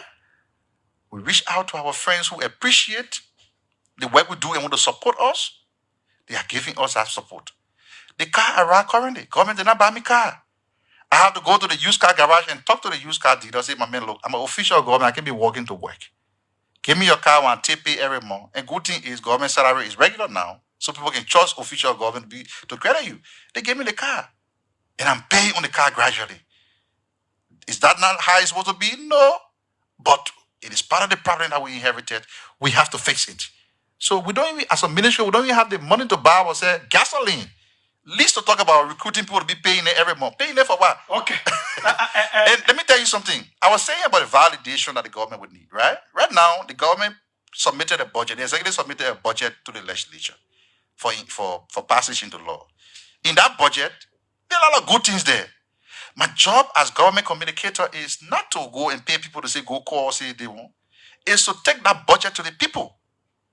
Even though your own ministry, over time, from Ellen to WIA to now, I've always critiqued governments for downplaying Ministry of Information, ELBC, the communication arms of government. I think African governments, especially the Liberian ones, have not really come to understand how significant these information arms are. Thank God you're helping me. But, I mean, by the grace of God and the interest that we have made others to create in the work we do at the Ministry of Information, there was $1.2 million increment in the allotment to the ministry. We are hopeful that the legislature can pass it that way so we can be able increase it. Yeah, increase it. But that would depend on the arguments that the minister proper will make the kind of innovations that he's going to sell to the legislature. So, for example, we have... It cannot just be press conferences and media appearances. Very good. So he has to bring that innovation. Very good. Those are the things that Matthew was talking about. So you're talking about having a media communication strategy, which we have. Do you have a strategy? We do have the strategy. Right. Well, that is one of the major concerns that I have. So you see, you will have to prove that on this platform that you have the communication. I do have a communication strategy. Okay, because as Minister for Public Affairs, it is my job to ensure that I can derive the ways and means through which I can bridge the communication gap between the government and the people. If I can do that, I'm not worthy of the position I occupy. Right. So if we have the needed support, logistic-wise, financially, we can be able to take the government to the people. Right now, that communication strategy, we have developed a concept, the government town hall. Because government is not providing us the funding, we have managed to sell that concept to other international partners, right? And local NGOs. So Internews, for example, is coming in now to help us support the government town hall, where we can be able to create massive publicity about the draft budget that is currently before the legislature. So we are doing so in connection with the Ministry of Finance because they have that gap. So they're using the Ministry of Information to fill in that gap. If we never had a communication strategy, we'll not be talking this way. Wait, is it? Do you have it on paper or just something in your head? Is it something that you can send me? So you want to share government communication strategy with you, Judas? But Matthew has claimed that there is no communication strategy. So I can give you. He dares any of you. I can give you synopsis from that communication strategy, right? Let me give you. Okay, open it at this. I don't even see it. Open it. No, but let the public see that. Maybe how many pages there? No. So I didn't come with a whole dossier or document. I only extracted 3 pages from that, and I just want to give you just an outline. You saw the just an outline. No, but I can't. It could be that because you are coming for the show, so you just wrote a few things. I didn't come here to trade. I told you from the beginning. I didn't come here to trade allegation with Matthew. For me, no. For me, this was one of the major claims he made against the ministry. That 9 to 10 months later, you do not yet have a communication strategy and that you are waiting for the Americans to empower you do that. That is what he said. So you see, the mention of the Americans was misconstrued by Matthew. When Minister Pierre took over, he was visited by the former U.S. ambassador. And when the new ambassador came, he also paid a courtesy visit on the ministry. What the former U.S. ambassador told us was that if there are areas they could help, right, to beef up the capacity of the government communication arm, they have an expert that they could help us with in looking at government communication strategy and making it more practical. So the U.S. ambassador offered that assistance. So when we did a draft, and Matthew was not paying attention because I sent a sketch of what the media communication strategy is to him. To him, Matthew. He can't deny that. I sent it to him. And he was asking me, oh, Minister, is this how you want to be? I said, that's how I want to be. We just have to expand on the literature. So what Minister Pierre was basically saying when we went to the SMT meeting was that we have to elevate this thing not just at the level of MICA, we have to make it at a national level. So we need to consult with other ministry areas. So that process is ongoing currently. So he can say that we don't have a communication strategy. Apparently he was not paying attention. So what you have is a strategy in development. Of course. And but not confirmed yet. But who's going to confirm it? As we are developing the strategy, we are implementing part of that strategy. That means you really don't have a strategy yet. I just told you about the concept that was developed from the strategy called the government town hall. If we didn't have the communication plan from which we can develop concept like the government town hall in consonance with the Department of New Media and National Branding, then we'll not be talking this. So I'm saying to you, we have a document that we're working on, but why it hasn't reached the stage of validation, we are extracting concept from there. It means you really don't have it yet. It is being developed. I agree. But it is not Julius, done yet. your integrity, I going to tell you, we don't have anything. No, but don't say my integrity. Okay, I said the integrity, I going to tell you, the ministry does not have anything in the communication strategy. Now, I'm here before you and saying to you, I brought an overview of what the communication strategy is. I'm going to give you the document. I can't give you government communication strategy. Yeah, but clearly from your... Because I didn't... Because you know one thing? It doesn't... It is not a validated or concluded strategy yet. No, so it is being so that means you didn't get me. I said we developed the thing from the perspective of MICAT, right? How we're going to drive government communication strategy. Okay. Right? And we submitted the document. Minister Pierre responded by saying that it is good, but the mansion is interested in knowing how we intend to incorporate other entities of government. So we now have to go back to the process. National. Very good.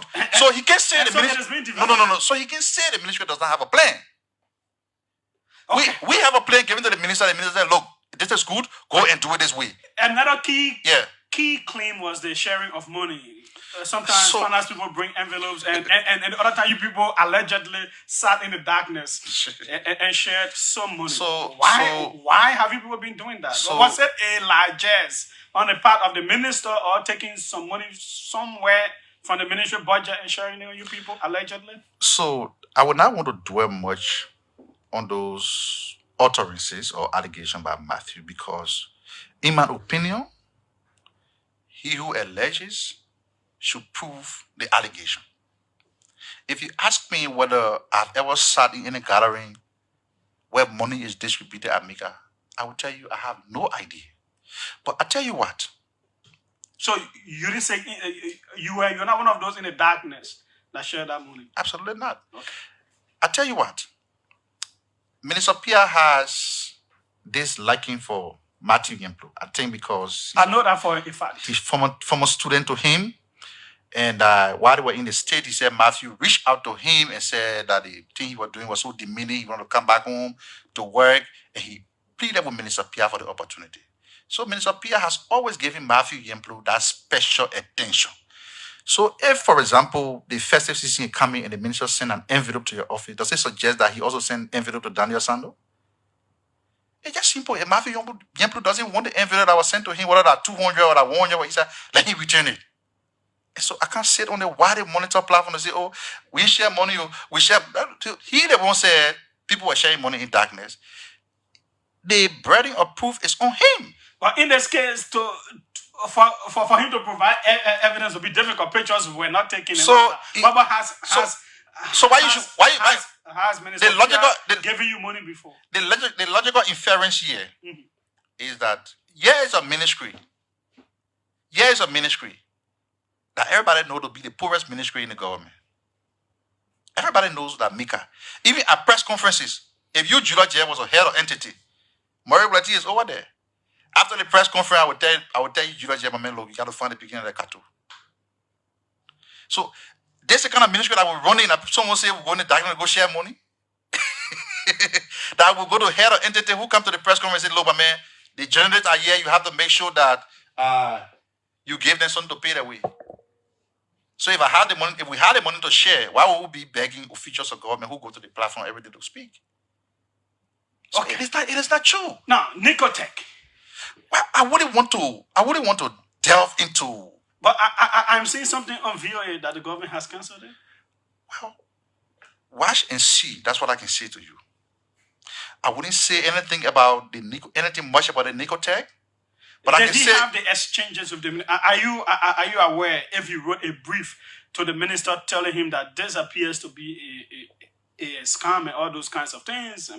Do you know about that whole interaction? What I do know is that Minister Pierre is a politically sensitive person. And given that questions were being raised about those behind the scholarship, Minister Pierre was also concerned. He was also concerned. That you have a concern about a particular thing that the government announced as an official government, going to social media is not the right place to go. So Minister Pierre was concerned, and when he reached out to the Ministry of Foreign Affairs, the doubt that he had was clarified. Unlike my friend Mavi, who said that he got aggravated when the Minister of Foreign Affairs said people should start spreading misinformation about the project. So the Nicotech thing, what I can say to you is on course, and I can go beyond that. At the appropriate time, the government of Liberia will speak to you on the Nicotech. Well, VOA is reporting that the government has cancelled that and made criticisms. Well, I've not seen a VOA reportage that you're talking about. Maybe we'll have to review it, but I can say to you that Nicotech is on course, and at the appropriate time. The scholarship is on course. The scholarship program is on course. Well, let's see how it works out. But I'm seeing this link from the VOA speaking to that. But other issues concern. Do you have a laptop? So a government computer in your office? So on the issue of the laptop, and those were some of the very, childish things that my colleague said. For example, we go to a ministry, everybody knows Jesus here. We not cry, we say, when government, no car, no logistics, no office equipment. The office are sitting right now, Julius. I had to furnish my own office to be able to work.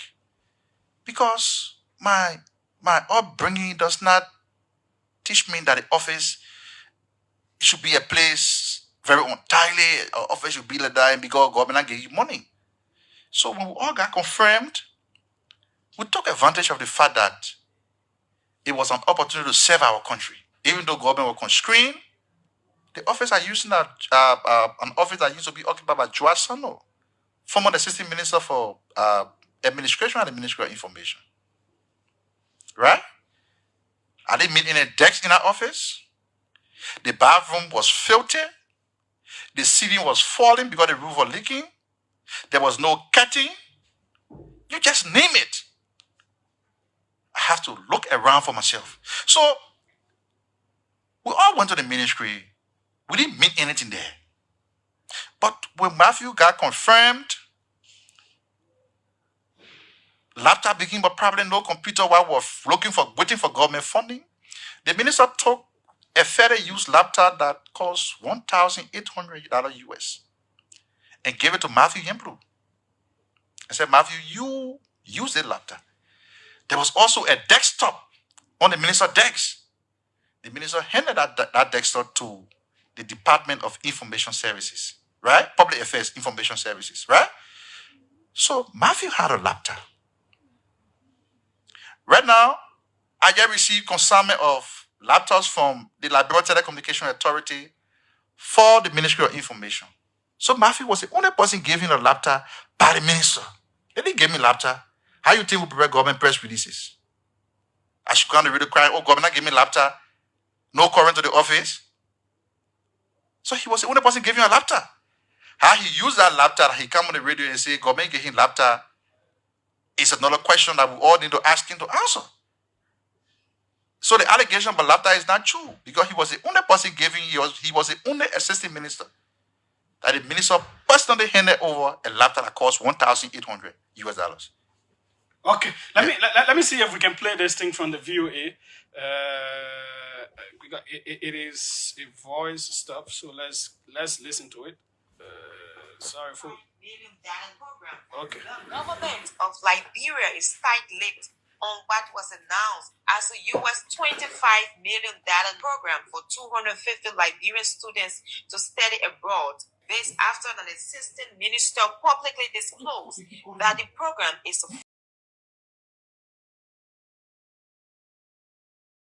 youth with global education opportunities in STEM.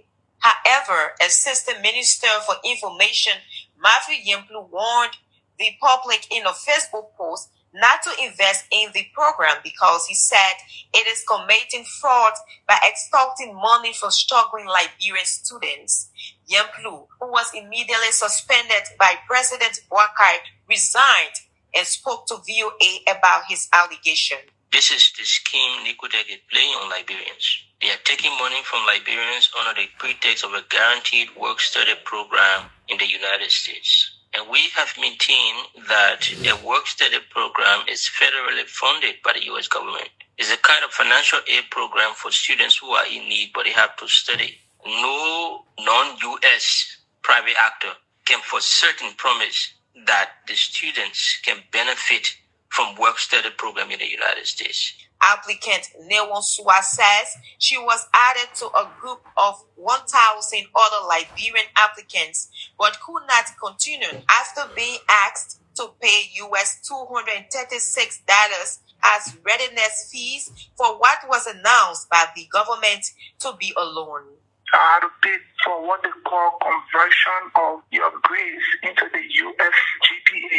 And that is done online through a link that you have to use a Visa card to have that converted. The cost is $11.99 based on the initial email I received. After all that $11.99, which I just thought that was just it, before I got to the readiness fees, that was $236. That for me brought a concern to me that from the public information that I have, this program is supposed to be a graduate loan by the government of Liberia. Foreign Ministry spokesperson Sewaba told VOA the ministry halted the Necotech scholarship for the time being. Dr. Princess Okansi is Necotech's chief executive officer. She said US $236 is a training fee to prepare students for English proficiency test training, USA school admissions, co-selection assistant, and review loan applications. The money is also used for visa interview coaching and applications for national literacy. However, she claims the fee has been waived for Liberians for the spring 2025 entry to the USA. For Daybreak Africa, I'm Denise. Okay, so the foreign ministry, according to this report, says they've halted it for the time being. Yes, but I told you, I said that the scholarship is on course. And in due course, the government of Liberia will announce the level of progress that has been made. That's how much I can say for now. Okay. Yeah. Now, so part of the where did Minister Pia get the money from to do the renovations and all that stuff? Well, the I told you we reach out to private sector friends. For example, Jetty Corporation, Jetty Rubber. They help us. They provide us some money. We reach out to NASCO. We reach out just LTA. They help us. So it was not from the allotment from the government budget at the Ministry of Information. I mean, from the Ministry of Finance. Would such actions not be violative of government financial processes or all How? of that? I don't know. I'm just asking. Is it something that is doable? Is it okay? What are the for a government entity to reach out to private sector people to fund certain initiatives? Those private sectors have their own way of justifying that action, but I know that there's nothing wrong about it. Okay. When holiday, are about to be celebrated or national program taking place, government reach out to private vendors to support that initiative. So there's nothing wrong with it. It's a public building. For example, Jetty he didn't give us cash. He gave us 10,000 worth of goods. So it will level us, the contractor, to either take the zinc or whatever thing they needed to fix the roof of the building from Jetty. That roof cost $47,000. It took a great deal of effort to generate that money. And I'm happy that we have a minister who has exemplary leadership. I don't know why the VOA didn't play the voice of Sewaba. Maybe you have to reach out to her to confirm or deny what is in that recording. But beyond what I was saying, the press conferences, the government town hall, the regularization of the new Liberia newspaper on the news stand from 1 time to 3 times a week, the introduction of the maiden edition of the new Liberia magazine, which, as I speak to you, they are preparing the 2nd edition, which is done on a quarterly basis. These are all ways through which we think we can expand government communication arm. And these things are on course. So, I was astonished when my colleague made some of these things. So yes, we do have a strategic communication plan. What else should I respond to? What did he say? That's it. It's okay. Let us go to Lance. I'm trying to establish contact with Sewa to hear about that. But 777-995-555-995-995. The numbers to call, and you will be through. We're trying to see Okay, in 5 minutes. Okay, I hope we can be able to get her before we go off. 777-700-995. 555-995-995. The numbers to call. Welcome. Let's hear you. Hello. Hello, Julius. Yes, quickly. Oh, D.R. here from the Independent Call-Up Brigade. Yeah, if Morris Moses Mongai, if you have my number, you can call because you have mentioned I see you in the group chat as administrator, and they posted there's some kind of money business in that group chat and all that. Yeah, so Morris, you gotta call. Yeah, go ahead. I thought I had your number, but I don't have it. Yeah, listen, a lot of misinformation propagated by the Young Men Institute. How? First of all, he tried to defend Pierre, who said there was no need for the information ministry since, in fact, he got ERBC in other places. Where is he today? He's sitting at the Ministry of Information. Secondly, he said you don't have destruction of information here and there.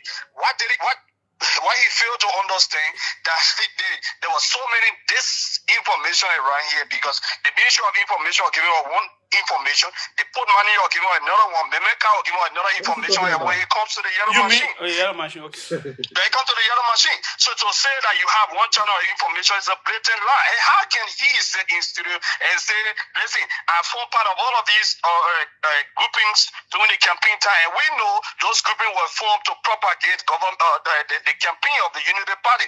To say that today you don't have a particular group to defend the Unity Party, you expect us to believe that. But this is the main issue. This government has lied with the yellow machine. This government has lied with the 300 buses. This government has lied with the 25 million. And it's so embarrassing for that young man to sit in studio okay. and want to distort. Thanks.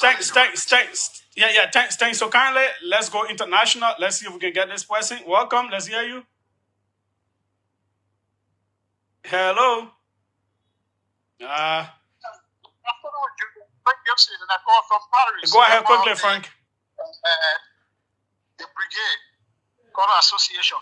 They were international brigade. Yeah, the International Brigade Association. What do you expect Daniel Sanders to say? Good afternoon, Minister. You know, Daniel Sanders had confirmed most of the things said by Matthew. But one thing he refused to answer, the mayor just confirmed that there is no work plan. There is no information plan at the ministry. It's in process. Did I say so? Matthew said the same thing. It's not confirmed yet. So if something is not confirmed, that means it is not yet done. Now, Daniel Sano, he refused to answer this question you have twice. Mr. Sano, be specific. Have you ever received an envelope from the good work minister that you claim that sometimes he distributes things, he gives stamps to other people? Now, if the minister is taking money from his own pocket, $1,800 worth of computer to give to another minister, where is he getting those money from? Okay, thanks. This entity who is paying tax to government to beg them for assistance, compromise the tax paying of that particular person. That's corruption.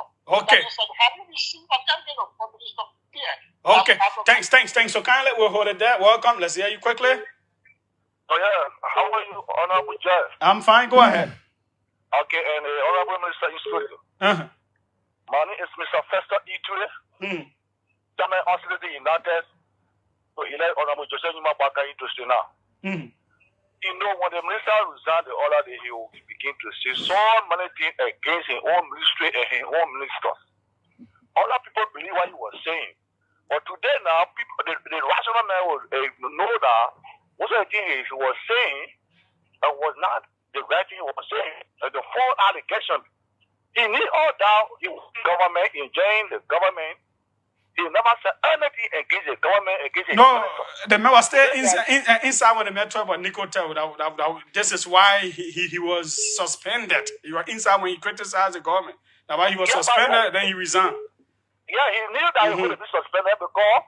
But he said the man was inside, the man I told. The man was inside, he started talking. Yeah, but he said that happened to from the beginning, from March or April. Yeah, sometimes you got to allow the thing to crystallize, then you talk. But thanks so kindly. Thanks so kindly. I will never get back to say what time is out of our hands. Welcome, let's hear you. Julia. Yes, go ahead quickly. Julia, good evening. My name is Peter. see to be the second. Go ahead. And I'm in Monrovia. Julius, let me say thanks to Minister Daniel Sanders for his deliberation. Look, Julius, I sent you on your orange WhatsApp a photo with Minister Pia and the former Minister Matthew, where they were shaking hands and Minister Pia was giving Matthew letter of appointment. On the desk of Minister Pia, you saw a laptop. What if it is that laptop that he gave to Matthew and now he has no laptop on his desk? So no, I can't mean how you know? But Daniel just said wait too now. Daniel just said that Minister Pia gave Matthew a 1,000 plus used laptop, and then he also gave a desktop to one other department there. So maybe if he gave him those two, he ain't got nothing on his desk. Okay, so Julia, maybe I should go to the minister's office to go make sure that he get laptop. Julia, give me chance now. Julia, yes. Matthew did not see the minister give him a laptop, or he has seen the laptop in the minister's office since he been going to Matthew said since he was appointed. He have never seen a laptop in the office of the minister. Okay. That's why I sent you that picture. Okay, thanks so kindly. I've been seeing that picture trending. Let me see if we can get Sewa back. I know the interest is high. Can I conclude? No, wait. I'm coming to you. Why are you trying to get Sewa? Let me say something. Wait. Jeff, wait. I will take one caller before I do that. Jeff, wait. I will give you 1 minute. Welcome. Yeah, go ahead. Oh, good evening, Julius. Yes, quickly. Thank you. I didn't expect you to pick the call because you're trying to call someone. My man, quickly. Yeah, I'm CRC Emmanuel and Tobacino of the Interlogical Class. It's good to meet the commander of the United Party Color Brigade. Want to say thank you for coming to defend the job. I think what Matthew said, it has some importance. We don't want to focus on the triviality whether the minister is not competent. He's competent, but the negotiation issue is the main one that needs to be discussed because this government made an attempt to extract money from the Liberian people, and the minister in studio is refusing to comment on that issue, which is a cogent matter of discussion here for which the former minister was suspended and subsequently dismissed. Okay, thanks so kindly. I try getting. I'm not getting her clearly, and she went off. Maybe we can be able to know. Things about me. I'll not bring them up. Yeah, clearly. So we go back to you to wrap up. So the man say we were trying to eliminate you. I don't know why you didn't ask me that question. No, I don't want to. When Minister Pia became Minister of the Ministry of Information, the first meeting he called, you were there. We don't always agree on issue, but we have said that the government is not going to go after anybody in the press.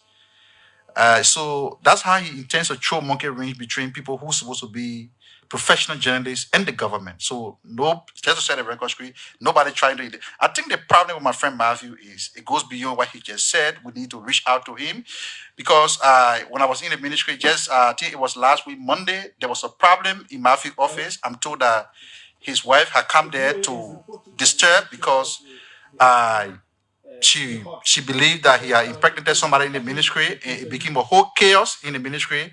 We had to intervene. So this man who is an integrity icon, you enter into public service and you go and start to exploit people in the system.